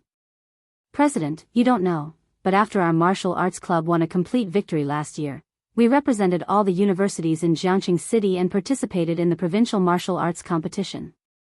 We also got into the top 3. If nothing goes wrong, the school will arrange for us to represent Zhe Province in the national competition in the next few days. Since you're back, President, you should participate with us." Before Mo Bufan could speak, Zhou Huntao spoke first from Yun Jian. "I won't participate." Yun Jian pursed her red lips. After speaking, Yun Jian handed an invitation to Mo Bufan and the others one by one. Then, she stood up and said to them, "On April 1st, I will hold an engagement party at Hubble Island. There will be a car to pick you up. This is the invitation." This invitation was made recently. Yun Jian had already sent out invitations to many people. The 1st of April was Yun Jian's birthday. It could be translated as CE without the intonation. Perhaps it was fate for her to be with CE. "Yes, President." An engagement party at Hubble Island. Hubble Island was voted as the world's sexiest beach by Country M's Newsweek. Along the beach, there was a luxurious resort consisting of 25 colorful villas. And Hubble Island is most famous for its pink beach. Other beaches are yellow, but Hubble Island's beach is pink. It's made of real pink sand. This is King romantic. Zhou Huntao said to Yun Jian with admiration. Yun Jian pursed her lips and said to them, "Remember, on the night of March 31st, there will be a special car to take you to Hubble Island." Okay. Even if he forgot to take a dump, he would not miss such a good opportunity.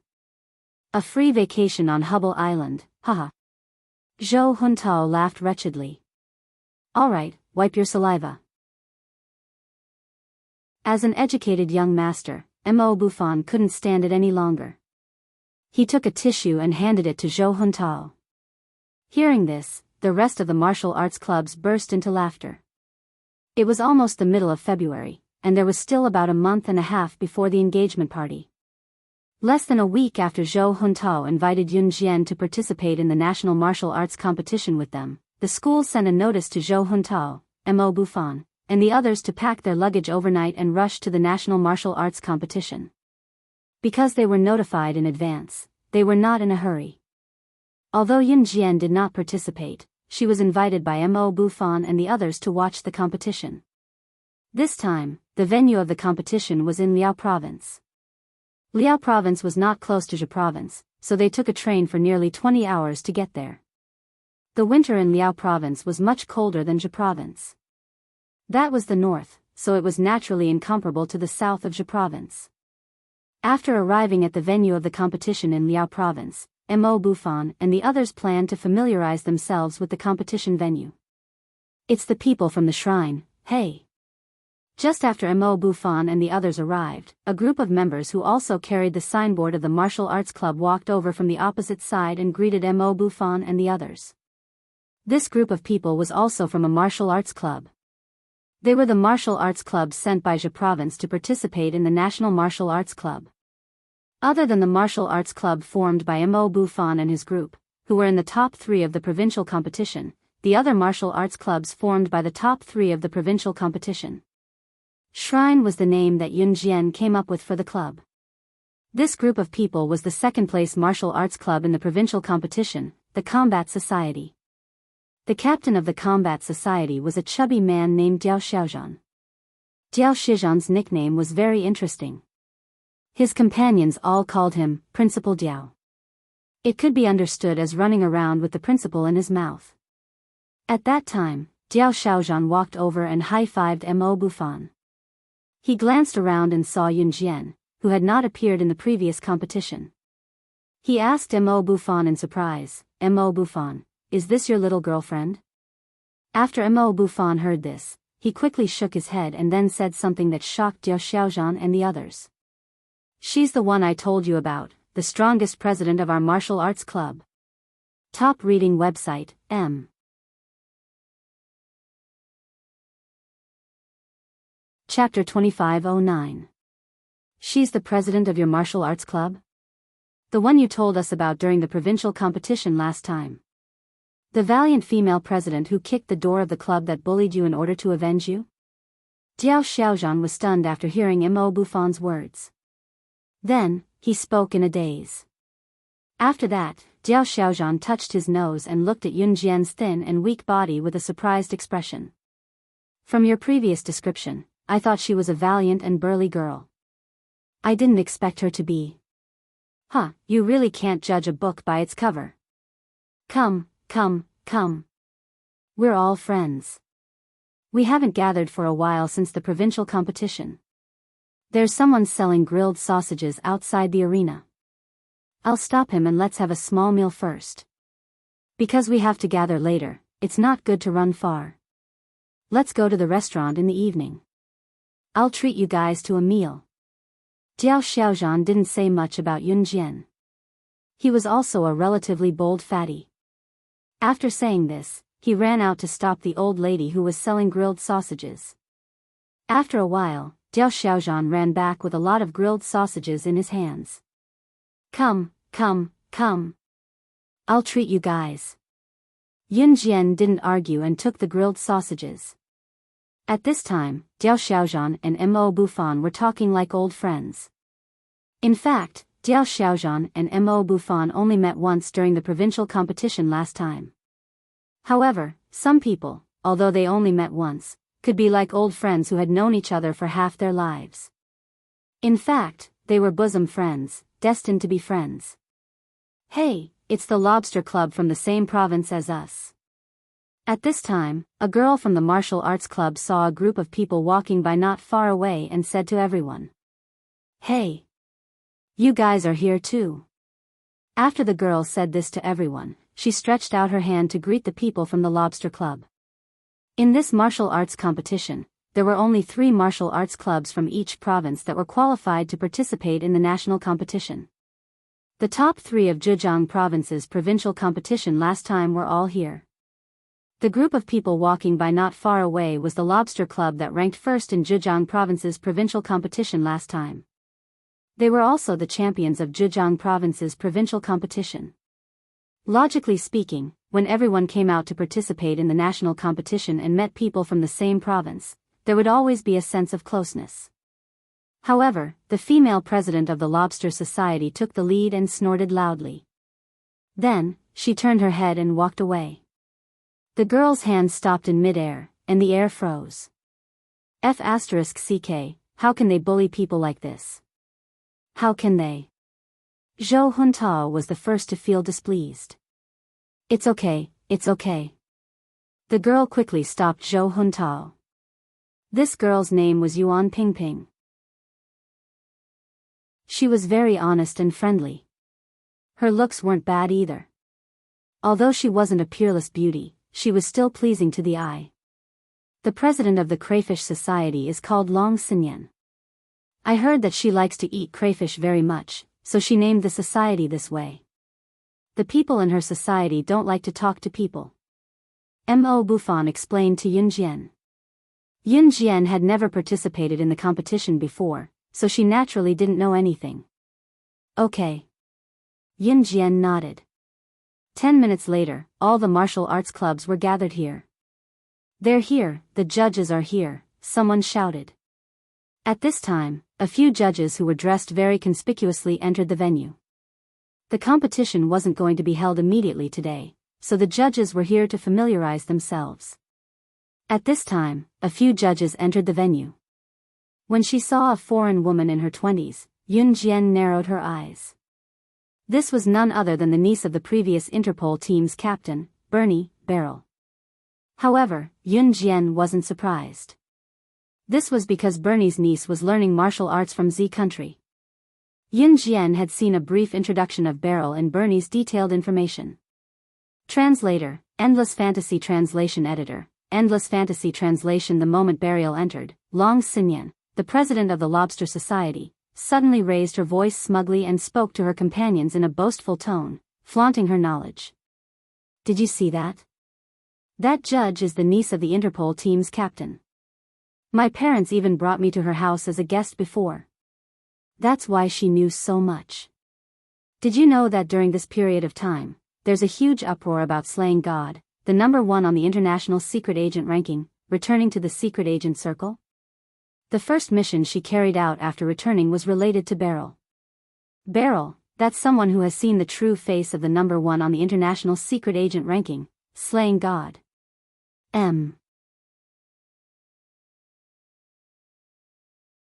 Chapter 25:10. Long Xinyan spoke very loudly as if she was afraid that the martial arts club members standing next to her would not be able to hear her. Long Xinyan's Lobster Society was indeed very powerful. As the top martial arts club in Zhe Province's martial arts competition, it was only natural that they were capable. Sister Xinyan, does that mean that you know that judge? He's the judge who saw slaying God's true face. A female member of the Lobster Society looked at Long Xinyan excitedly and asked carefully. Long Xinyan saw that the members of the Shrine and the Combat Society were looking at her not far away. She pursed her lips and said confidently, "Of course." In fact, Long Xinyan had attended a ball held by the Beryl family with her parents a few years ago. She had seen Beryl from afar, just like this time. In reality, she had never had the chance to talk to Beryl. However, this was enough for her to brag in front of her fellow students. Yun Jian heard Long Xinyan's boasting, but at that moment, Yun Jian was sitting in the empty audience seats. She was watching the martial arts clubs who had gathered to listen to the judge and the organizer speak from a distance away. On the day of the national competition, there would be a live broadcast recording. In other words, everyone's every move would be shown in front of the national audience in front of the television. Therefore, the organizers attached great importance to the national martial arts competition this time. The gathering place was the venue of the national martial arts competition. Long Xinyan had just finished bragging when it was Beryl's turn to speak. She cleared her throat with a haughty expression.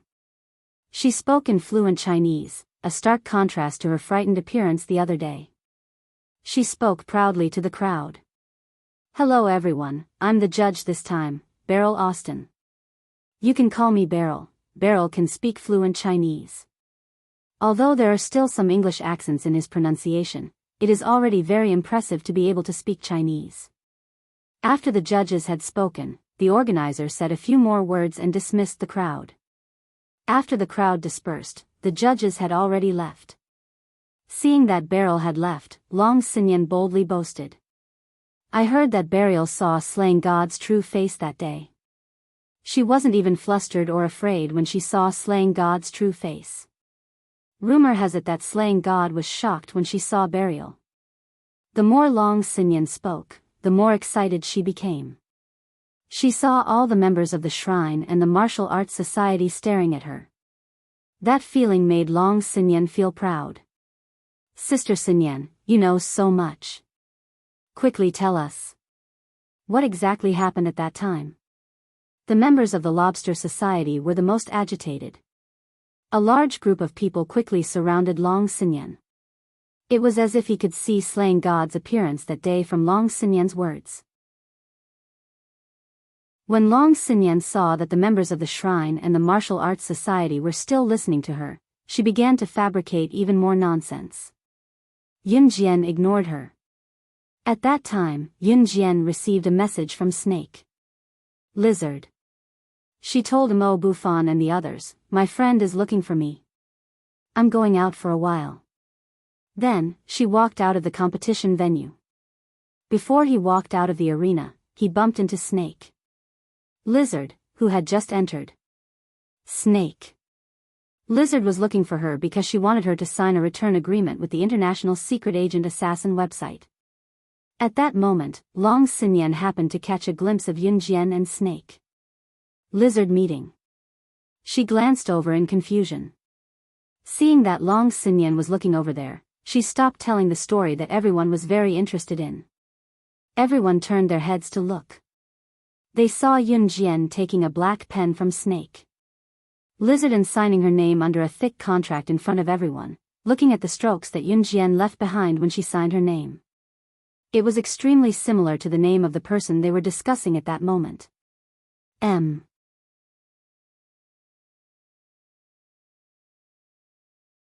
Chapter 25:11. Long Xinyan only glanced at it for a moment before retracting her gaze. Long Xinyan remembered that this girl should be here with the people from the shrine to participate in the competition. She was just an unimportant girl. Long Xinyan did not care about her. Let's go. It's my treat. I'll take you guys to afternoon tea. At that moment, the chubby Diao Xiaozhan waved at his club and Yun Jian's club members and walked out of the competition venue. Soon, he came to Yun Jian's side. Although Long Xinyan did not care about Yun Jian, she was still suspicious of the name in Yun Jian's handwriting on the contract. Especially a young girl like her. Why would she sign a contract? There must be something wrong. When Long Xinyan walked over with her club members, Mo Bufan, Diao Xiaozhan, and the others had just arrived at Yun Jian's side and were about to leave the competition venue. At that moment, Yun Jian had just finished signing the contract and put away her pen. Snake. Lizard also took the opportunity to take back the contract. Hey, wait a minute. The thing you just signed is a contract, right? Can I have a look? Long Xinyan was interested and reached out to stop Snake. Lizard from taking back the contract. Long Xinyan did not give face to Mo Bufan and Diao Xiaozhan. However, because of this contract, she felt that Yun Jian was different from Mo Bufan and the others. Therefore, she wanted to get closer to Yun Jian. Even if she did not know Yun Jian well. His tone wasn't too bad either. No. Unexpectedly, Yun Jian rejected her. Snake. Lizard was one step ahead of Long Xinyan. She put away the contract and walked out. Pfft, so be it. Long Xinyan was stunned. Then, she immediately rolled her eyes. At the same time, the corner of her mouth twitched. Long Xinyan's martial arts was indeed recognized as powerful, but she did not know how to behave. Sometimes, she even wrote her feelings on her face like an underage girl. Diao Xiaozhan was not stingy with his treat. He directly brought everyone to a crayfish restaurant and ordered 10 plates of crayfish. One had to know that crayfish was very expensive. One plate might cost 2 days of an ordinary person's salary. From this, it could be seen that Diao Xie's Zhan clan was definitely well off. Otherwise, he wouldn't have eaten so much. Come come come. Everyone, eat quickly, don't stand on ceremony. Today, I'll treat you all to crayfish. Eat that stupid president of the Crayfish Society. She's so stupid, but she's acting like she's so powerful. Jiao Shaozhan's humorous words made everyone burst into laughter. Yun Jian just pursed her red lips and rested her chin on her hand. Suddenly, her attention was attracted by a baby shop opposite the crayfish restaurant. Next to the signboard of this baby shop, there was a line that said, "Original Draft Design Baby Clothing." Looking through the glass window, the clothes and baby products in the baby shop were all very innovative. Thinking of the two guys at home, Yun Jian stood up and said to everyone, "I'll go take a look." Then she walked out. Just as he reached the entrance, he bumped into Long Xinyan and the others. Long Xinyan liked crayfish the most, which was why she named their martial arts society the Crayfish Society. This crayfish restaurant was the only one nearby that had better decoration and looked cleaner inside and out. Therefore, it wasn't strange to bump into Long Xinyan there. Seeing Yun Jian, Long Xinyan snorted coldly and turned to enter the crayfish restaurant. She found a round table and sat down with the people from her martial arts society. The wall of the crayfish restaurant near the street was made of transparent glass. Therefore, Yun Jian could see the specialty baby shop opposite at a glance. At that time, Long Xinyan sat in front of her seat, feeling depressed. After a while, she raised her head and looked through the glass at Yun Jian, who was crossing the road to cross to the baby shop opposite. Suddenly, from the side, an overweight truck rushed straight towards Yun Jian as if it had been planning for a long time. Ah! A female member of the Crayfish Society also saw it and screamed in shock. With this exclamation, everyone's attention was diverted over. At that time, the overweight truck was less than a meter away from Yun Jian. However, just when everyone present thought that Yun Jian would be like a kite with a broken string and be sent flying by the truck, a scene that made everyone's faces turn pale with fright and unforgettable suddenly appeared.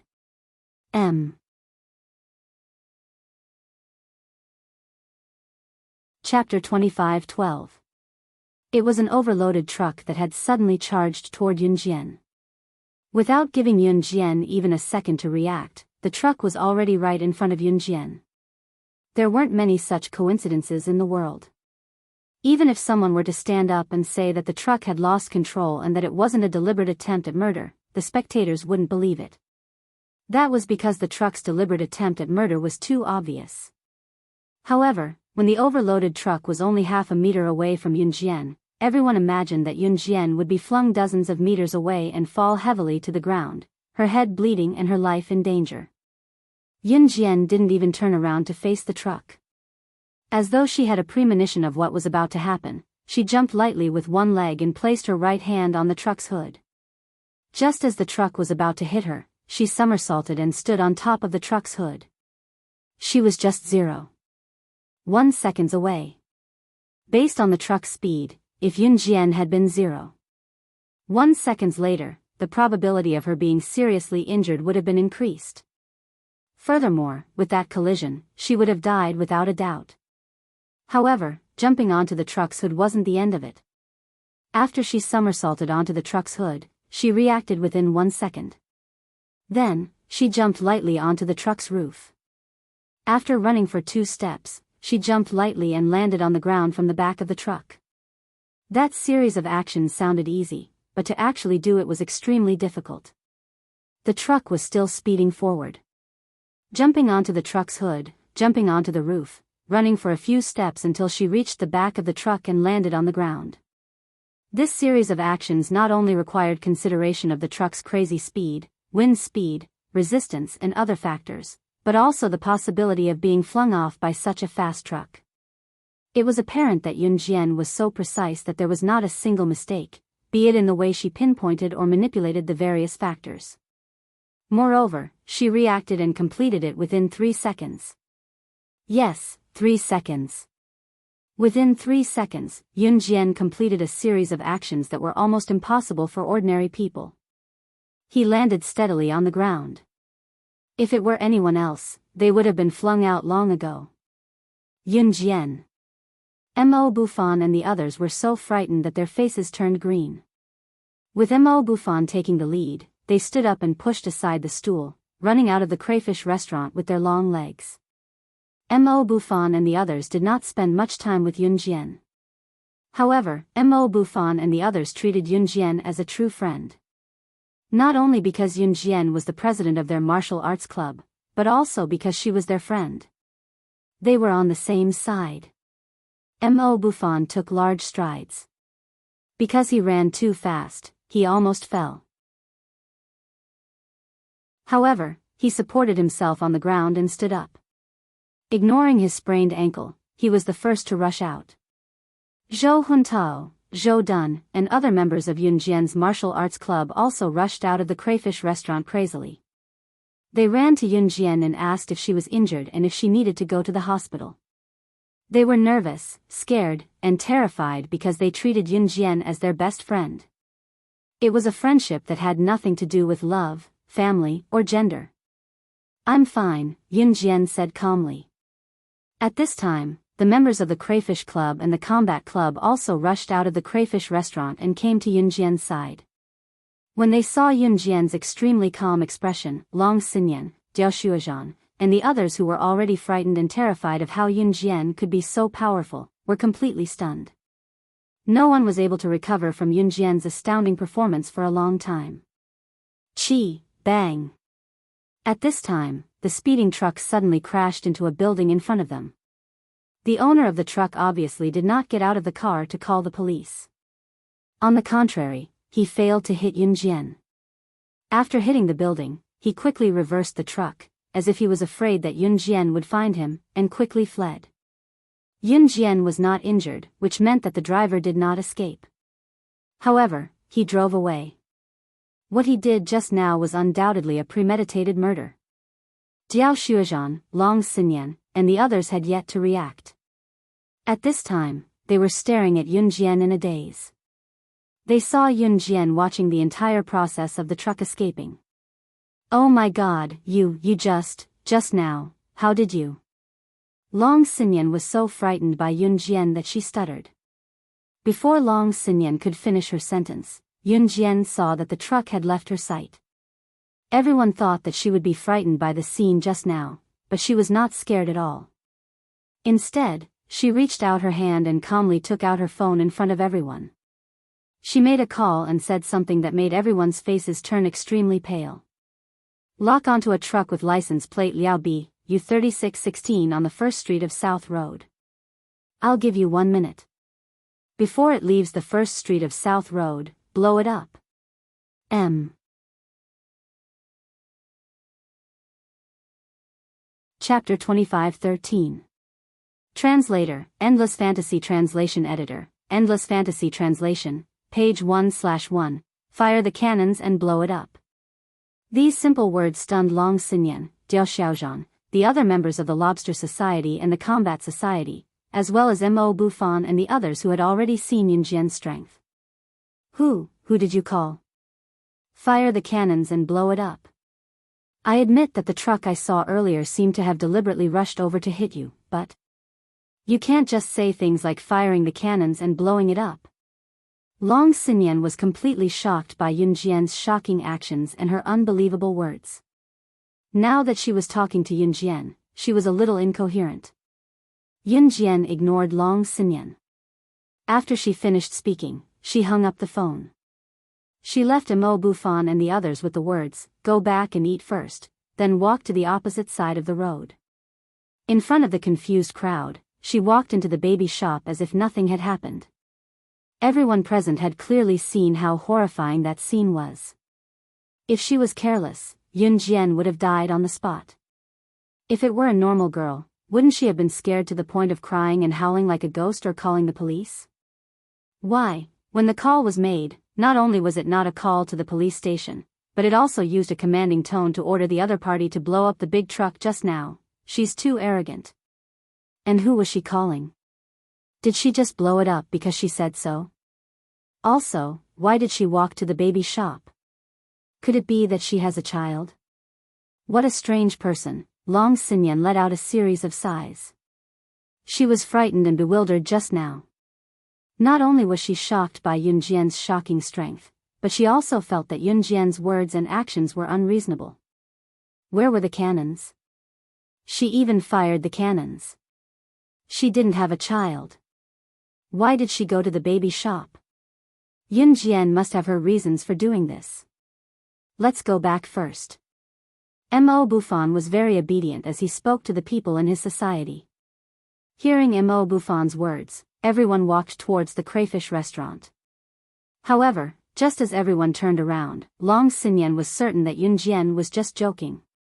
Perhaps, Yun Jian was simply delusional. Boom! An earth-shattering sound rang out from a place a little distance away from where the truck had driven away as if it was fleeing for its life. That deafening sound shook the ground a few hundred meters away from the scene. When this loud boom sounded out, everyone's eyes suddenly widened. This was especially true for Long Xinyan. Long Xinyan was already certain that Yun Jian was spouting nonsense. What do you mean by locking onto the truck with the license plate number? I'll give you 1 minute to blow it up. That's all bullshit. He probably wanted to show off in front of them. That was what Long Xinyan thought at first. Even the ground shook violently when the explosion of the cannon rang out. Only then did Long Xinyan react. Don't tell me that it's really like what Yun Jian said. An hour later, the relevant personnel had already rushed to the scene. At this time, Long Xinyan and the others had also heard about the scene. For some unknown reason, the truck had almost hit someone. Halfway through its escape, the truck had suddenly exploded. The truck was destroyed and the people were killed. According to witnesses, the truck had suddenly exploded without any warning. Other than the truck itself and the owner, no one was injured. It was as if the heavens were punishing him for escaping. There were no traces of the truck being tampered with at the scene. When they heard the news, Long Xinyan, Diao Shuozhan, Yuan Pingping, and the others present were so shocked that they slammed the table and stood up. Long Xinyan's eyes widened even more exaggeratedly. She looked at Yun Jian, who had already bought many baby products from the baby shop, in horror. She said in disbelief, "Just now. It wasn't you just now. It was you." Halfway through her sentence, Long Xinyan deflated. She sat back in her seat as if she was paralyzed, her face pale with fright. Didn't Yun Jian make a call just now before it exploded? How did it end up? She had a feeling that if she dared to complete her sentence, her ending would not be better than the truck owners. At this moment, just as Long Xinyan was so scared that her entire body was covered in cold sweat, she clearly saw Yun Jian looking at her from the corner of her eyes. She smiled coldly and opened her red lips, saying something that made Long Xinyan's spine go numb. Don't meddle in things that you shouldn't meddle in. Otherwise, you'll be the next to die. Translator, Atlas Studios Editor, Atlas Studios.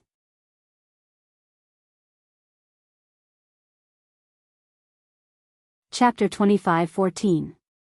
Translator, Endless Fantasy Translation Editor, Endless Fantasy Translation Translator, Endless Fantasy Translation Editor, Endless Fantasy Translation. Long Xinyan was so frightened by Yun Jian's silent words that her upper body trembled violently.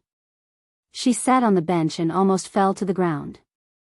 Fortunately, Long Xinyan managed to stabilize herself in the end. Otherwise, she would have fallen to the ground. "Xinyan, what's wrong?" A girl sitting beside Long Xinyan asked when she saw Long Xinyan's body trembling violently as if she was threatened. Long Xinyan seemed to have been called back to her senses. She suddenly came back to her senses and blinked her eyes in a daze. She turned around and saw Yun Jian sitting next to Long Xinyan's table.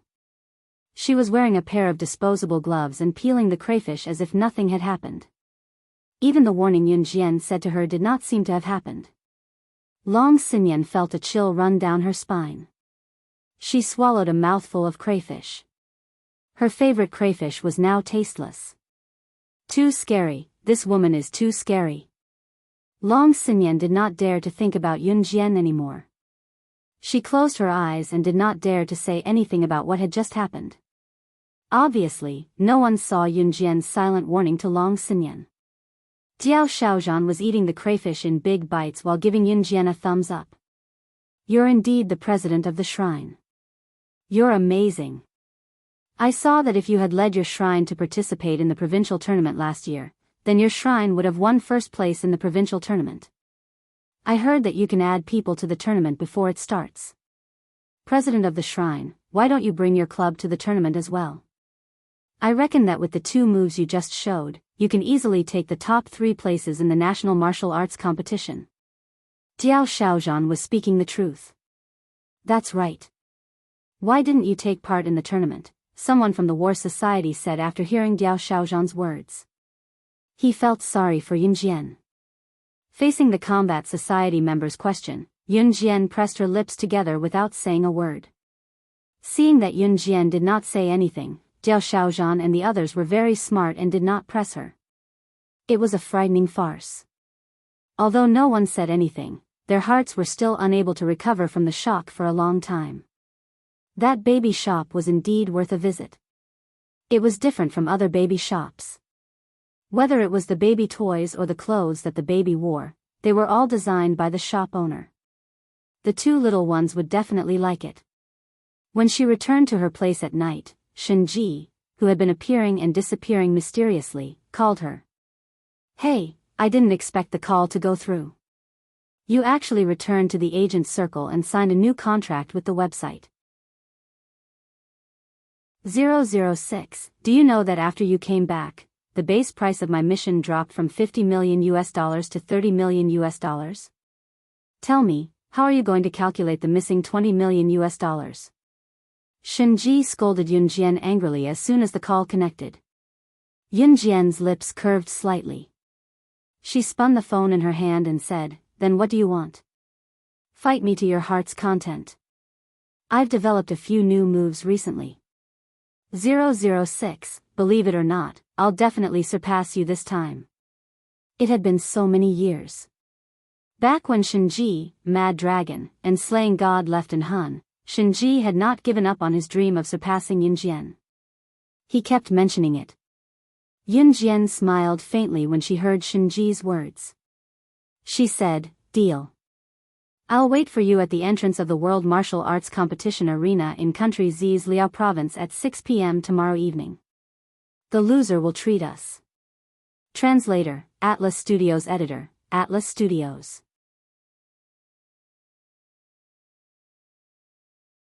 Chapter 25-15. Translator, Endless Fantasy Translation Editor, Endless Fantasy Translation, page 1/1. As soon as Yun Jian finished speaking, Shenji hung up with a beep. Yun Jian knew Shenji's personality. Based on her personality, she should have left all the internal and external forces of the Soul Eater organization and rushed over from abroad. After all, to Shenji, defeating Yun Jian and surpassing Yun Jian's achievements was her only dream. Yun Jian tossed her phone on the bed and stood up to stretch before heading to the bathroom for a shower. She had called Shenji to Liao Province for no other reason than to get her to spend $1 million. They had been rivals for so many years. It was only right for Shenji to treat her to a meal. Reality proved that Yun Jian knew Shenji very well. Shenji hung up the phone and rushed to Liao Province without even putting on his clothes properly. Shenji was Yun Jian's rival. The 2 of them had known each other since they joined the Inhun organization. This was different from the friendship between Yun Jian and Muing in Inhun. Yun Jian had never treated Shenji as a friend. The 2 of them were rivals who competed against each other. However, after so many years, the 2 of them had gone from being insignificant dust particles who could die at any time when they first joined Inhun organization to being the top figures in the international scene. The only thing that didn't change was that they still treated each other as rivals. This was a completely different way of getting along with Yun Jian, Snake, Lizard, Qingyu, and Lan Su. Snake, Lizard, Qingyu, and Lan Su only listened to Yun Jian's orders. Shenji, on the other hand, only treated Yun Jian as her rival, someone to surpass. The 2 of them could climb to this height because they competed against each other. The next day, the National Martial Arts Competition would be broadcasted to the world at 6 in the evening. It was still 5 in the morning. Yun Jian went to bed early and woke up early the next morning. She went to the nearby gym with Mo Bufan and the others to train for the whole morning before heading to the arena at noon. Mo Bufan and the others were rehearsing for the competition at night. Yun Jian sat on the side and watched, giving them pointers from time to time. Halfway through, Mo Bufan and the others were thirsty, but they couldn't leave because of the rehearsal. Yun Jian didn't refuse and went outside to buy them mineral water. There weren't any big supermarkets near the arena, only a small shop. After buying a pack of water, Yun Jian habitually handed the shop's Shinji to the shop owner. The owner had been waiting for Yun Jian to give him change but was surprised to receive a bank card instead. This is a small business. I only accept cash.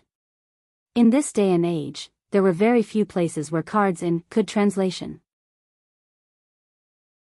Is there a bank bar translation is translation is there a bank street translation nearby? Is translation is translation Lu Fifi translation is translation is translation Yun Jian accepted the card and was about to withdraw the money. Are you here to buy water for the members of the martial arts club? We are here to help the organizer buy water for the members of the martial arts club. How about I pay for the water with the money given by the organizer? You can take it first. An elegant male voice sounded. Yun Jian turned her head and saw a handsome, highly recognizable boy about 1.84 meters tall talking to Yun Jian. Thank you. Yun Jian glanced at the boy.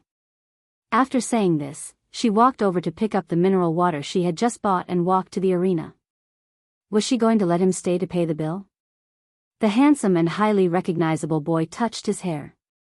He couldn't help but call out to Yun Jian, who was about to leave. Wait, can I ask what your name is? Perhaps he felt that his question was a bit abrupt. The boy laughed dryly and then continued to speak. My name is Tang Xiaoming. What I mean is. Can you leave your name and which team's martial arts club you're giving the mineral water to? When the time comes, we'll distribute the mineral water at the same time. Translator, Transin Editor, Transin.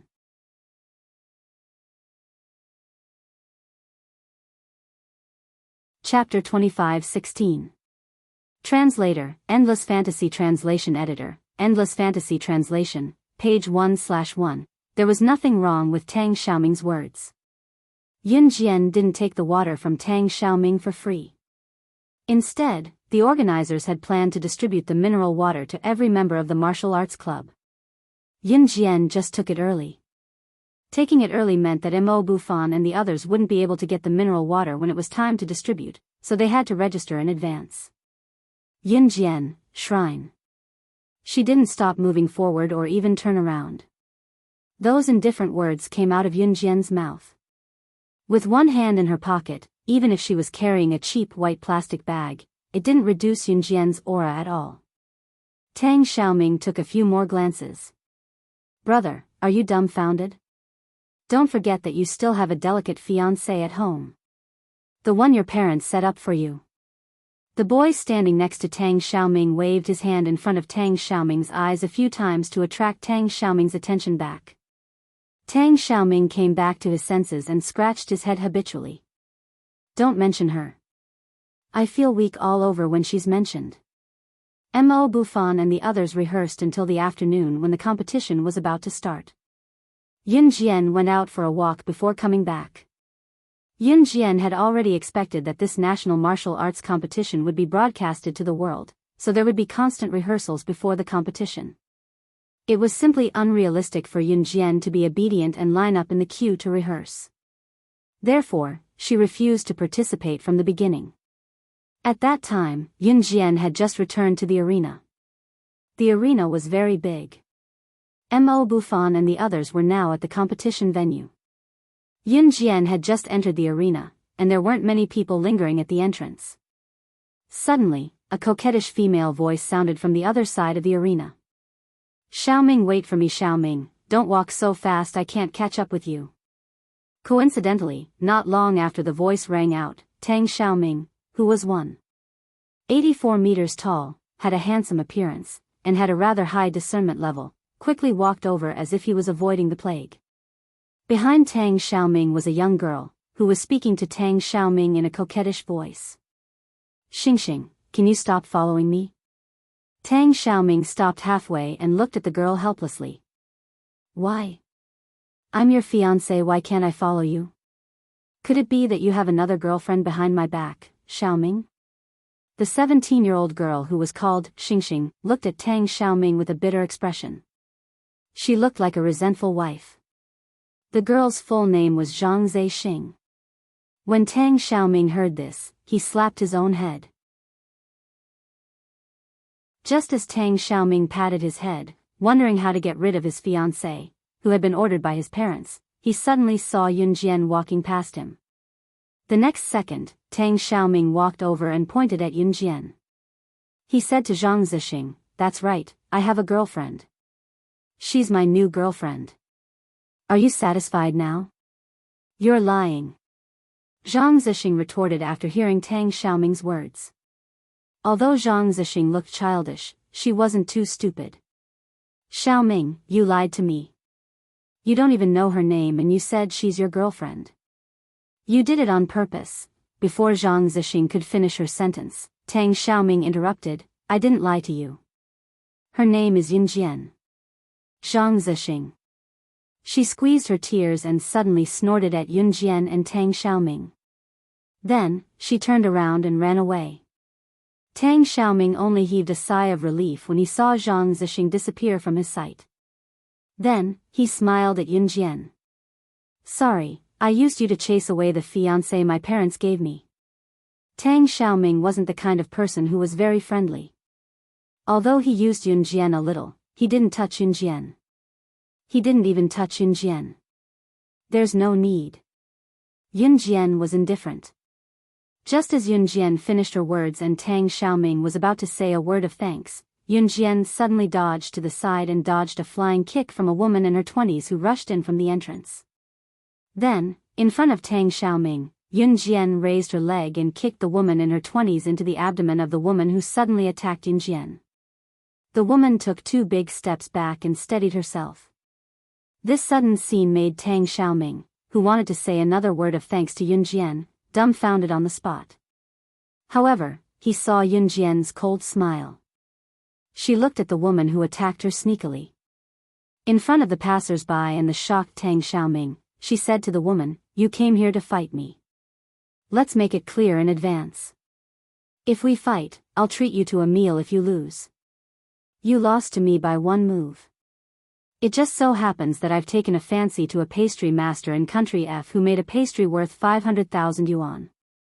Remember to treat me to it next time." Translator, Henyi Translations Editor, Henyi Translations.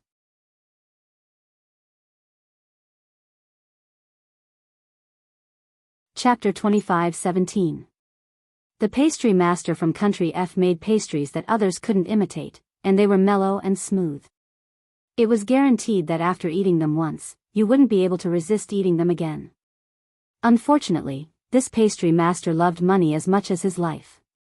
Others didn't sell expensive pastries, but he asked for dozens or even hundreds of times more.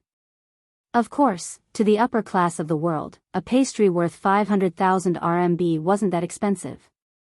After all, the most expensive pastries in the world could be sold for tens of millions of RMB. Of course, pastries worth tens of millions of RMB not only had a lot of variety, but they were also large. The pastry master would need half a year to make them. Also, Yun Jian and Shenji couldn't eat that much. Of course, since Yun Jian had let Shenji come to country Z, Yun Jian didn't plan on letting Shenji go back just like that.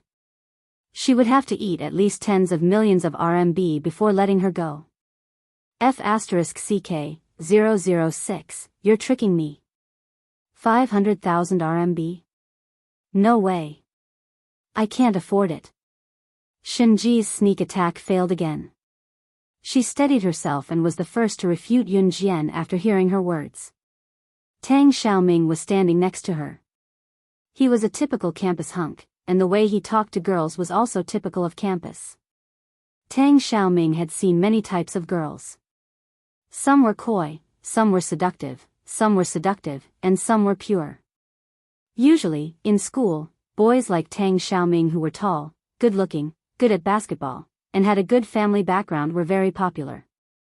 There would always be girls around him. But Tang Xiaoming had never seen a girl like Yun Jian. Not only did Yunjian's friend come to her, but she didn't rush to hug her. Instead, she kicked her. What was even more strange was that Yunjian dodged her friend's kick and said something like that. She opened her mouth and asked for a pastry worth 500,000. Even Tang Xiaoming, who was born with a silver spoon in his mouth, couldn't say something like that. Because he didn't have the capital to say something like that. What was even stranger was that Yunjian's friend called her 006. It's okay if you can't afford it. Just then, Yunjian pursed her lips and spoke again. After hearing Yunjian's words, Tang Xiaoming let out a sigh of relief. She must have been joking just now. Before Tang Xiaoming could finish his thought, however, Yunjian's next words shocked him once more. I'll be able to make up for it if I snatch a few more missions from you. Shenji panicked when he heard this. F***ck, please, I'll treat you. Shenji squeezed the words out through gritted teeth. The former would cost 500,000 renminbi just to treat a piece of cake. The latter would lose 10 million USD. Even if Shenji was an idiot, he knew what to choose. That's a good boy. Yunjian narrowed her eyes with a smile. Shenji was speechless. Why did she feel like she'd been set up by someone? Just as Yunjian narrowed her eyes and looked at Shenji's expression, a phone call interrupted their conversation. Not long after she picked up the call, Yunjian's smile faded. She told the person on the other end, "I'll be right back," and hung up. Before Shenji could speak, Yunjian grabbed her by the shoulder and dragged her out.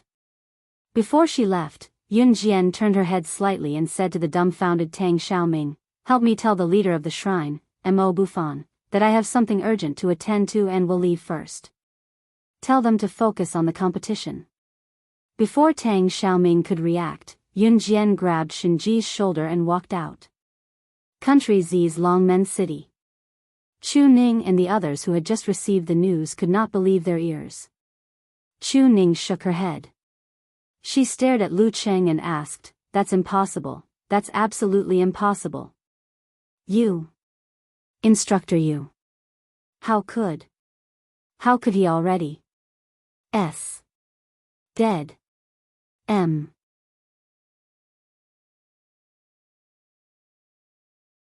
Chapter 25:18. Translator, Endless Fantasy Translation Editor, Endless Fantasy Translation, page 1/1, Yu Xiaoluo. How could he be dead? Ever since Gu Junjian led them into the special forces, Gu Junjian had arranged for them to go to Min City's military academy. Yu Xiaoluo was the military officer there. Although 3 years in high school was neither too long nor too short, Yu Xiaoluo was definitely an excellent soldier after getting along with him for 3 years.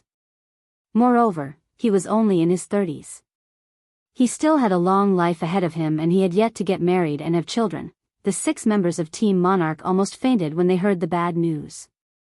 The members of Tier X Squad and Strongest Squad had never interacted with Yu Xiaoluo before, so they did not know what kind of person he was.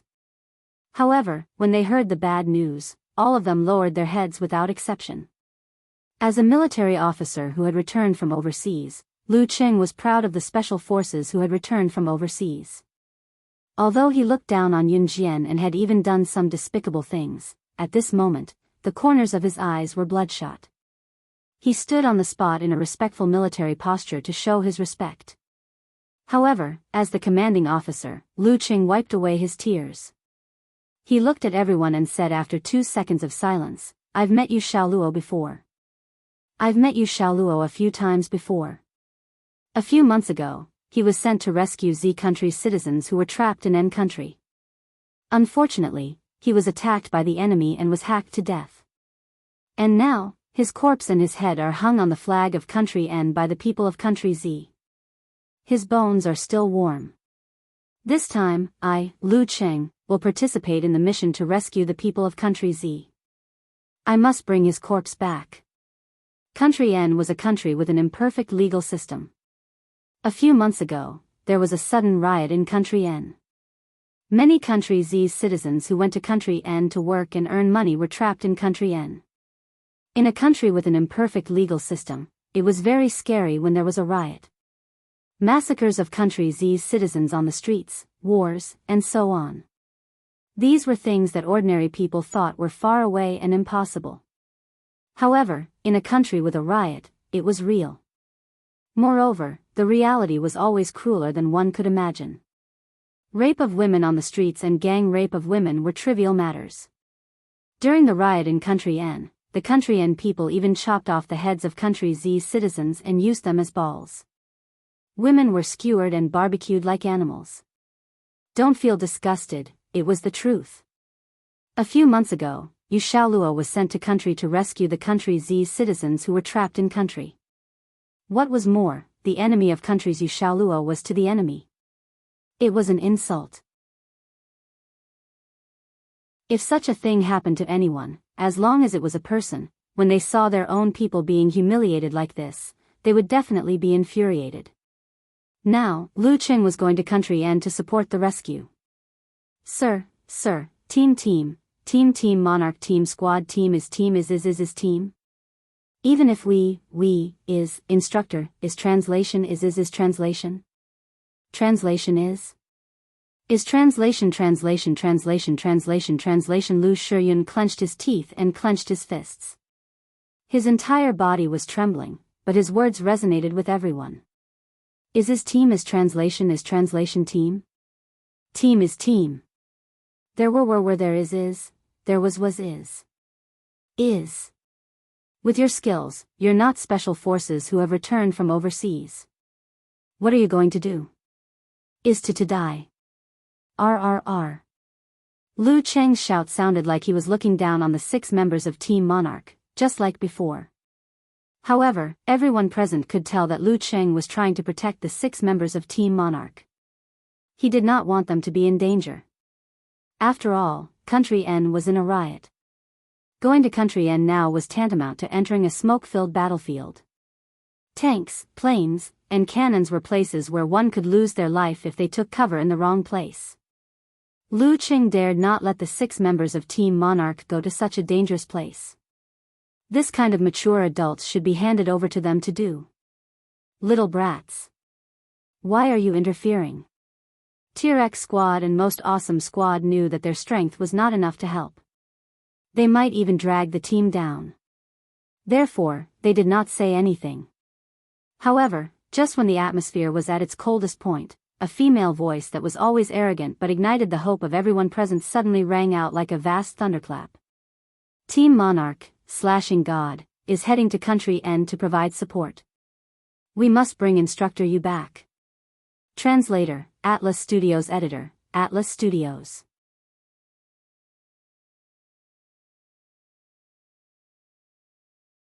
Chapter 25:19. Yun Jian's words were like a grenade that exploded on the spot, giving everyone hope for survival. If one were to say that everyone's emotions were at their lowest point at that moment, the future that everyone was looking forward to was replaced by despair. Then, Yun Jian's words were a voice that ignited everyone's fighting spirit and hope. Yun Jian, Tears streamed down Chu Ning's cheeks the moment she saw Yun Jian. She forced herself to stay calm, but once she thought about it, she could not help the uncontrollable tears that streamed down her cheeks. Retired veteran, Gu Junjian, requests to return to the team and provide support. Just as Yun Jian's words fell, a powerful but irrefutable statement followed by Yun Jian's voice reverberated in all directions. Perhaps there were deserters on the battlefield. Perhaps Lu Qing used to look down on Yun Jian and the others and did some despicable things, but he would never run away in times of crisis like those deserters on the battlefield. Because that was his duty as a soldier. The moment he saw Yun Jian and Gu Junjian, Lu Qing clenched his fists again. He pursed his lips and tears rolled down the corner of his eyes, but one could feel the welcome he had for Yun Jian and Gu Junjian. Get ready to assemble with the main force. Let's go. Lu Qing tacitly agreed to Yun Jian and Gu Junjian's move. The 6 members of Team Monarch did not insist on going because they knew that they were not strong enough to go to a real battlefield like that. If they went, they might just be a burden. At that moment, the 6 members of Team Monarch once again felt the difference in strength. As a member of Team Monarch, Yun Jian would not be a burden if she went. Their strength was far from enough. They had to work harder. Yu Xiaoluo was Gu Yunjian's former comrade and Gu Yunjian's best friend. Yun Jian could tell that although Gu Junjian did not say anything, his heart was bleeding the moment he heard about Yu Xiaoluo's sacrifice. You will never know how many great people have sacrificed their lives for the peaceful, serene, and lawful society that you live in. It is said that you only have one life, but they would rather sacrifice themselves in exchange for a lifetime of peace. There were still many countries in the world that were still at war. Someone once calculated that in the recorded history of mankind, there had only been a short 100 years of peace without war. This was a very shocking number. They could gather at the entrance of the military base and set off. They didn't even need to prepare their luggage to go home. Because it was still unknown whether they could return safely from this trip to N country, let alone bring their luggage. Yun Jian, Lu Qing, and Gu Junjian had just reached the entrance of the military base when they saw Shenji still standing there. Seeing Yun Jian, Shenji walked over. Seeing Shenji, Lu Qing was still rational. He said to Yun Jian, "Hurry up and let your friend go back. We have to get ready to go." Lu Qing was doing it for Shenji's sake. After all, a battlefield like this was not suitable for Shenji. Because in Lu Qing's heart, he thought that Shenji was just an ordinary girl who had nothing to do with this. That was all. With that, Yun Jian narrowed her eyes. In the next second, Yun Jian suddenly placed her hand on Shenji's shoulder. Right in front of Lu Qing, Gu Junjian, Tier X Squad, Most Awesome Squad, and Team Monarch who came out behind them, she told Shenji something that stunned everyone. "It has been almost 10 years since we were sent to the battlefield together. Are you interested in going to the battlefield with me again and killing everyone? If you want to chat about campus rebirth, the strongest female secret agent with more like-minded people, follow me on WeChat. Talk about life, find friends."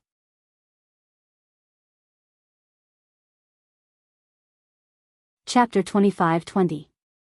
Translator, Endless Fantasy Translation Editor, Endless Fantasy Translation Translator, Endless Fantasy Translation Editor, Endless Fantasy Translation. When Yun Jian, Shenji, and Mad Dragon were in Anhun, they stood out from the other assassins trained by Anhun. After a few years of training, Yun Jian, Shenji, and Kuang Long were the only ones who survived among the thousands of people. As an assassin and an agent, they had to be proficient in all kinds of cold weapons, light weapons, and heavy weapons. They had to learn how to adapt to all kinds of situations.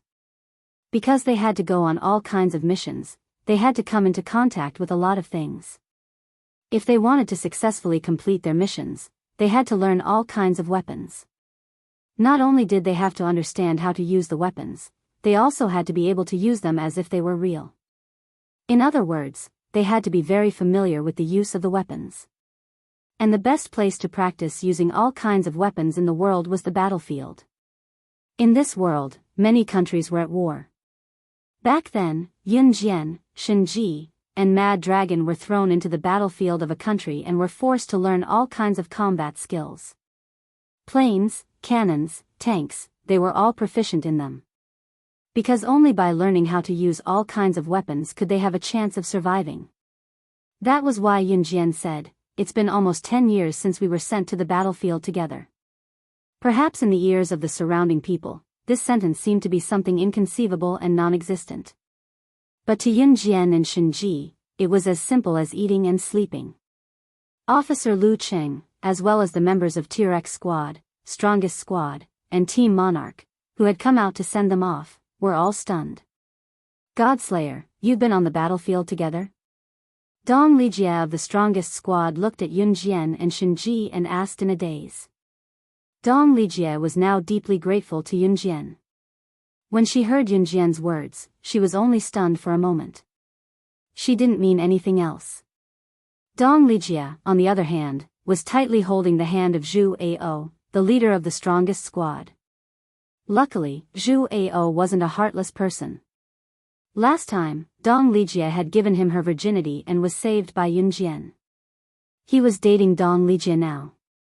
"Not only have we been on the battlefield together, but we've also gone through the Amazon forest and swept through the Sahara Desert together. We've been to many places. Hearing Dong Lijie's words, Shenji laughed. She put an arm around Yunjian's shoulder and looked at Dong Lijie innocently. It wasn't until Yunjian's sharp eyes glanced over that Shenji retracted his hand. So, are you interested? Yunjian's question rang out again as if she was repeating it. Yes, yes, yes. I'll go wherever you go. Shenji said immediately. As soon as he said this, everyone felt that Shenji and Yunjian's friendship was indescribably good. Lu Cheng was worried about Shenji, but Shenji was Yunjian's friend. He shouldn't be weak. Since you're friends, remember to take care of each other when you enter the battlefield. The battlefield is not a game. When Lu Cheng said this, he was very serious. Chu Ning, Chu Xiangnan, and the others all looked expectantly at Yunjian. Just when everyone thought that Yunjian and Shenji were close friends, Yunjian and Shenji looked like they were close friends. Shenji suddenly clicked his tongue and then mercilessly mocked her in front of everyone. Friends? Who's friends with her? 006 and I will always be enemies. 006, you have to be careful. Don't get blown up by my sneak attack. Haha. Translator, Henyi Translations Editor, Henyi Translations.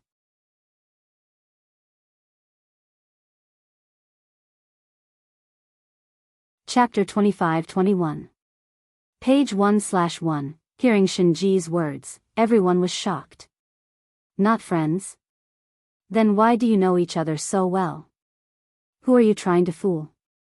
When the people present heard Shenji's words, their faces froze and they cried out in surprise. Yeah, if they're mortal enemies, why do you know each other so well? If they're mortal enemies, wouldn't you want nothing more than to cut each other into pieces? After the last mission, Zhu Ao had matured a lot. After hearing Shenji's words, he paused for a moment, then spoke up. You don't look like a bad girl. If she really wanted to do something bad, she wouldn't have told him directly that she was going to attack him. Lu Qing didn't understand Shenji. He pinched his temples as he spoke. Not friends?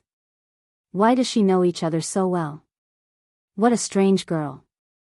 At that moment, Yunjian pursed her red lips in front of everyone. Just when everyone thought that Yunjian would refute, or at least say that she and Shenji were friends and that they just liked to bicker with each other, Yunjian suddenly said to Shenji in front of everyone, I'll be waiting. Just don't get killed by my counter cannon. Don't blame me for not collecting your corpse. After Yunjian said this, everyone was completely shocked. How was this the way a normal friend would talk? What was the relationship between the two of them? Let's go. Just then, a large van drove up to the entrance of the military base. A staff member stuck his head out and called out to Lu Cheng and the others. Let's go. Lu Cheng saluted the members of the three teams, as well as the entrance of the military base. His eyes reddened as he turned around and walked into the bottom of the van, climbing onto the back. This van was originally used to transport goods. It was very big. Once the back door was closed, it was surrounded by airtight walls. Yunjian and Shenji were the second to easily jump into the back door of the van. Gu Junjian followed closely behind. After the group of people got on the van, the door was closed by the man who was driving the van. He was dressed like a staff member. This man dressed as a staff member was actually a soldier who had been sent as reinforcements. It wasn't easy to cross the border of N country. Of course, there was already a riot in N country, so they couldn't care that much.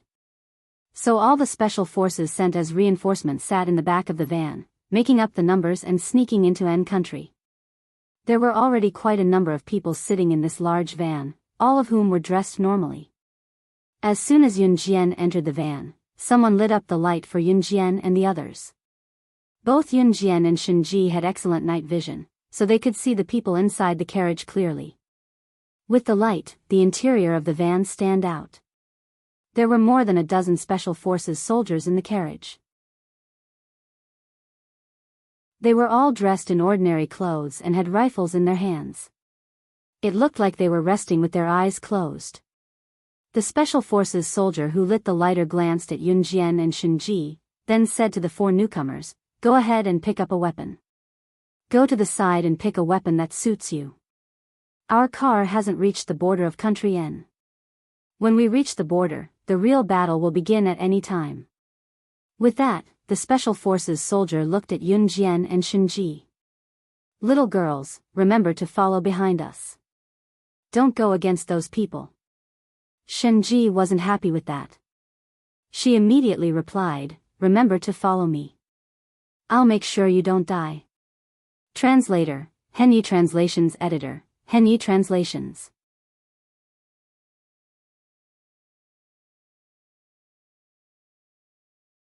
Chapter 25-22. Shen Ji was a rather casual person. She would never force herself to say anything she wanted to say. As a result, these extremely arrogant words, which sounded to the ears of outsiders, were blurted out just like that. Yun Jian only glanced at Shen Ji. She didn't reach for the guns on the side. Instead, she leaned on the side and closed her eyes to rest. "Little girl, you've got some guts." The Special Forces soldier laughed after hearing this. Actually, to everyone in the car, this trip to N country was a matter of life and death. Perhaps they would never be able to return to their beloved country. But at this moment, no one was afraid. The Special Forces soldier chuckled and looked at Shen Ji. He introduced himself with interest. "I'm Shen Ji. My name is Xingning. My surname is Dan." Everyone was named Xingning. Seeing that Yun Jian had already sat down on the ground, Shen Ji also sat down, ignoring Dan Xingning. Dan Xingning wasn't angry. He laughed happily. His 40-something-year-old face suddenly had a trace of amusement on it. He had been determined to die in this mission and had lost all hope for the future. These two girls, one was very arrogant, the other completely ignored him. Perhaps the arrival of these two girls would bring a trace of joy to the last journey of his life. The van drove for a day and a night before finally arriving at the border of N country. There were people guarding the border of N country. They were probably part of N country's civil war. The driver had obviously forged a pass. At the entrance of N nation's border, after showing the military personnel their passes, they drove the large vans into N nation's territory. But just as the van was allowed to drive into N country's border, everyone in the car was on high alert. If they were discovered by the people outside, they would be greeted with a bloody battle. "Get down."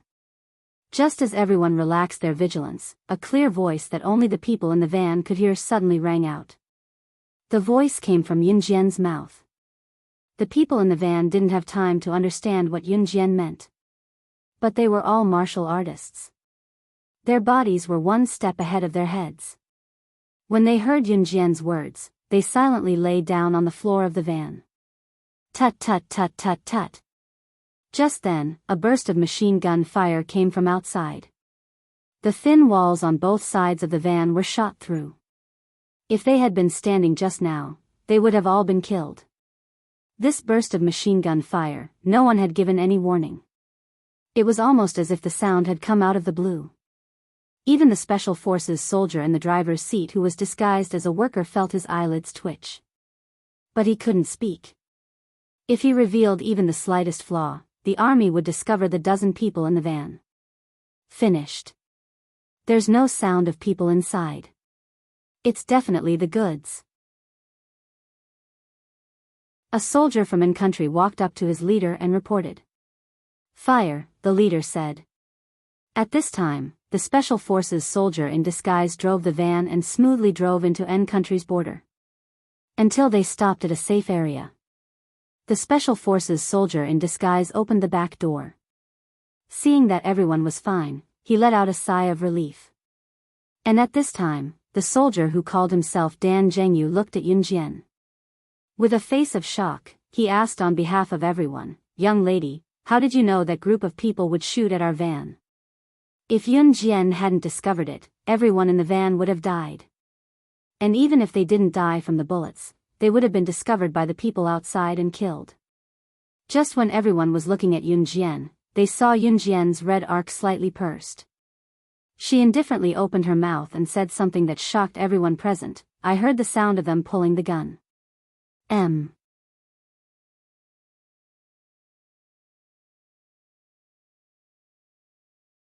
Chapter 25-23. When Yin Jian finished speaking, everyone present was shocked again. The sound of the gun being pulled and the gun being prepared to fire was very subtle. Just now, the group of N Country soldiers outside the van were talking loudly in N Country's voice. Yun Jian was actually able to hear the person outside pulling the trigger to fire a round inside the van to check if there was anyone inside in the shortest time possible despite the disturbance. Yun Jian's ears were so sensitive. You can even hear that. Dan Zhengyu's eyes widened as he looked at her with a face full of horror. Yun Jian nodded. Alright, let's go meet up with our own people and discuss the plan. At this time, the Special Forces soldier disguised as a staff member wiped his sweat and closed the back door of the van. He walked back to the driver's seat and continued to drive. After that, they didn't encounter such a frightening situation again. At this time, the group had already been sent to an extremely remote place. This was the hiding place of the Z country's people who came to N country's aid. At the same time, there were many Z country's ordinary refugees hiding here. They couldn't return to their home country because they came here to work and earn money. A few months ago, there was an internal riot in N country.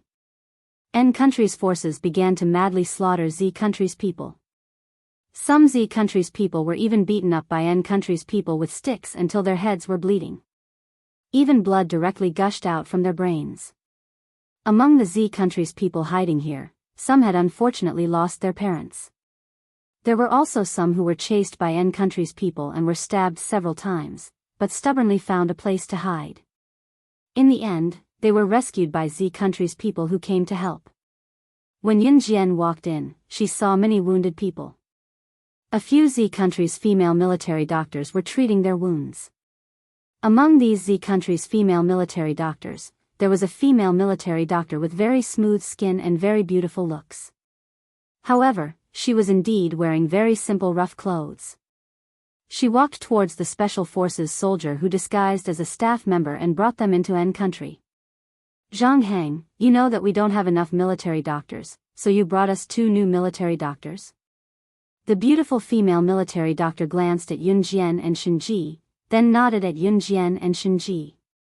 Then she spoke to the person disguised as a staff member. The staff member disguised as a Special Forces soldier, the man named Zhang Heng, heard the female military doctor's words and reached out to scratch his short hair. Then Zhang Heng shook his head and said to the female military doctor, No, they're here to help us fight. What he meant was that Yun Jian and Shen Ji weren't here to be military doctors. The female military doctor was stunned when she heard this. After all, people who could go to war. It was unheard of for a girl to go to the battlefield. Can they really fight on the battlefield with their skinny arms and legs? Another female military doctor who had just finished checking on an injured patient came over and stood beside the pretty female doctor, looking at Yun Jian and Shen Ji doubtfully. Just now, this little girl saved a whole car of people. Dan Zhengyu couldn't help but say. Hearing this, the female military doctors and the group of injured people all blinked in shock. We don't have enough weapons. Now we need to go out and get some guns from the N people, Zhang Heng said. Zhang Heng was about to tell Yun Jian and Shen Ji to stay here for a while. But before Zhang Heng could finish, Shen Ji heard him and suddenly became excited. She turned to look at Yun Jian.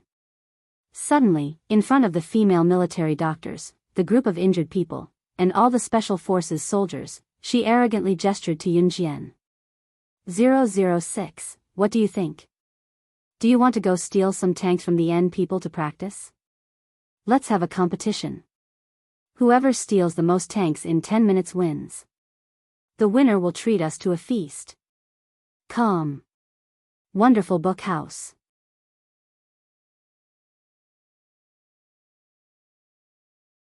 Chapter 25-24. Translator, Endless Fantasy Translation Editor, Endless Fantasy Translation Translator, Endless Fantasy Translation Editor, Endless Fantasy Translation. As soon as Shinji finished speaking, everyone was shocked. Especially the female military doctor who had come over to question whether Yunjian and Shinji could really go on the field with their skinny limbs. This female military doctor was called Wang Shuefei. She was a battlefield female military doctor. The other one was very pretty, and she was the first to greet Zhang Heng. Her name was Zhang Meili. Zhang Meili, as her name suggested, was indeed very pretty. When she heard Yunjian and Shinji's conversation, Wang Shuefei froze. Dan Zhengyu, Zhang Heng, Zhang Meili, and the others who were standing nearby, as well as the injured lying on the ground, were completely stupefied by the conversation between Yunjian and Shinji. It should be known that Zhang Heng and the others had sneaked out to steal firearms from the people of N country during the riots. It was very dangerous for them to return with firearms, and they could lose their lives at any time. But this woman who came with Yunjian actually said to Yunjian that they were going to steal tanks from the N nation people for fun? The two of them wanted to compete to see who could steal the most tanks. What were they doing? Were they daydreaming? Even Lu Cheng's face was pale with fright. After all, Yunjian and Shinji had been brought here by Lu Cheng. Gu Junjian had retired, and Lu Cheng was Yunjian and Shinji's superior. Before Yunjian could reply, Lu Cheng frowned and scolded Yunjian and Shinji. Don't mess around. With that, Lu Cheng turned to Zhang Heng. I'll take good care of them. Zhang Heng seemed to be the person with the highest rank in this temporary hideout, so everyone listened to him. He was the one who had brought everyone into N Nation not long ago, pretending to be a worker. When Zhang Heng heard Lu Cheng's words, he nodded lightly at Lu Cheng. He didn't care about what Shinji said to Yunjian. He waved at the people holding rifles and led everyone out of the hideout. Shinji had always been a man of his word. He didn't take Lu Cheng's words to heart. Instead, he walked over to Yunjian, grabbed Yunjian's shoulders, and was about to lead her out. Then it's settled. The winner pays. Shinji didn't care about what the others thought. But just when everyone thought that Yunjian would agree, Shinji said, Yunjian, with a smack. Yunjian slapped Shinji's hand off her shoulder and crossed her arms over her chest, looking at Shinji in disdain as she spoke in front of everyone. Are you trying to trick me? The winner pays. Shinji. If Yunjian didn't win, Shinji would claim that she was the one who beat Yunjian. And if Yunjian won, she would have to pay. Shinji was really good at scheming. But she found out. Ha. Then I won't go. Shinji saw that her scheme had been discovered and turned to leave. Yunjian didn't stop her. Where is your friend going? It's dangerous outside. Your friend is so pretty. If she meets N Nation people, then. Zhang Meili was kind.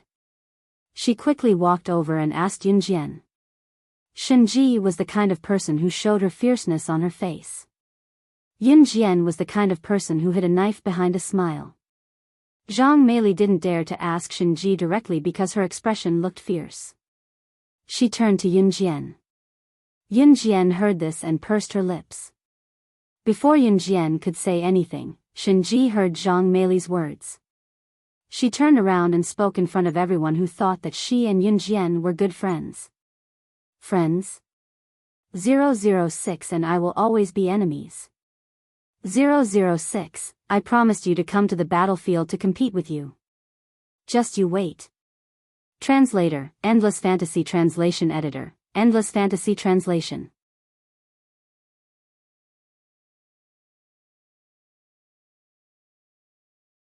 Chapter 25-25.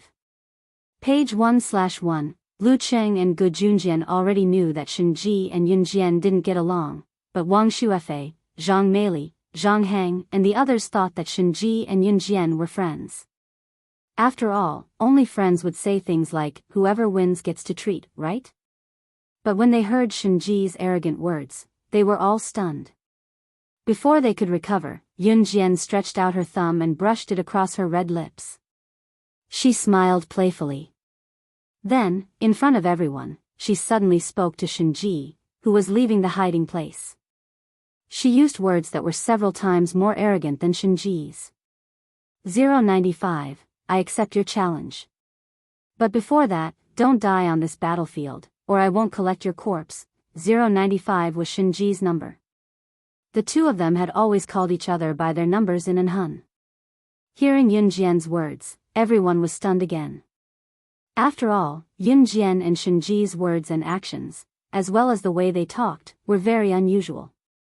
Not only did they call each other by numbers, but they also refused to admit that they were friends. How could friends be like this? And Shinji's murderous aura was fierce, as if she was determined to fight Yun Jian to the end. It was as if she would never be satisfied until she defeated Yun Jian. "Heh, I love hearing that." Shinji suddenly smiled a hair-raising smile.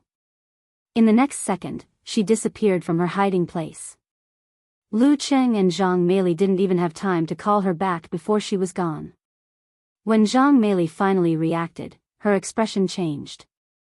She immediately shouted at Yun Jian. "Your friend went out. You didn't stop her." This morning, a woman was gang-raped on the streets. N country is in chaos right now. It's not as simple as you think. Hurry up and get your friend back. Zhang Meili didn't dare to go out herself. This hiding place was very well hidden, at least for now. N country's people wouldn't be able to find this place. But recently, Zhang Heng had also discovered that N country's forces were moving towards this place. In a few more days, their hiding place here would become unsafe. They had to find a new hiding place and move their hiding place in time. Otherwise, if they were discovered by the forces of N country, they would probably die without a burial place. Zhang Meili was pretty and there were so many N country people outside. She didn't dare to chase after Shinji, so she could only say this to Yun Jian. Zhang Meili meant well. After all, normal people wouldn't say such things to Yun Jian at a time like this. Since Meili had spoken, it was time for Yun Jian would go find Shinzazazaz. Contrary to everyone's expectations, Yun Jian merely pressed her lips together. She had no intention of going out to look for the man. Instead, she went to the stairs and sat down in front of everyone, not minding the filth. She closed her eyes and said, "I'm sorry. Just let her leave. She won't die anyway." The way he said it, when everyone heard this, they were even more stunned. "You? How can you be so vicious? Even if she's not your friend, she should be someone who came with you. How can you do this?" Wang Shuefei didn't like Yun Jian and Shinji at first. The two girls were actually here to support the battle. Now that she heard Yun Jian's words, she was even more pissed. Before Wang Shuefei could finish, however, Yun Jian spoke before her. What she said struck fear into everyone's heart. "Don't worry. With her strength, she won't die. She won't die on the battlefield. If she dies, she'll die by my hands." Translator, Henyu Translations Editor, Henyu Translations. You're tuning in to the Biyao's Wuxia Chronicles YouTube channel. Don't forget to subscribe and join us on this journey to catch the most captivating stories.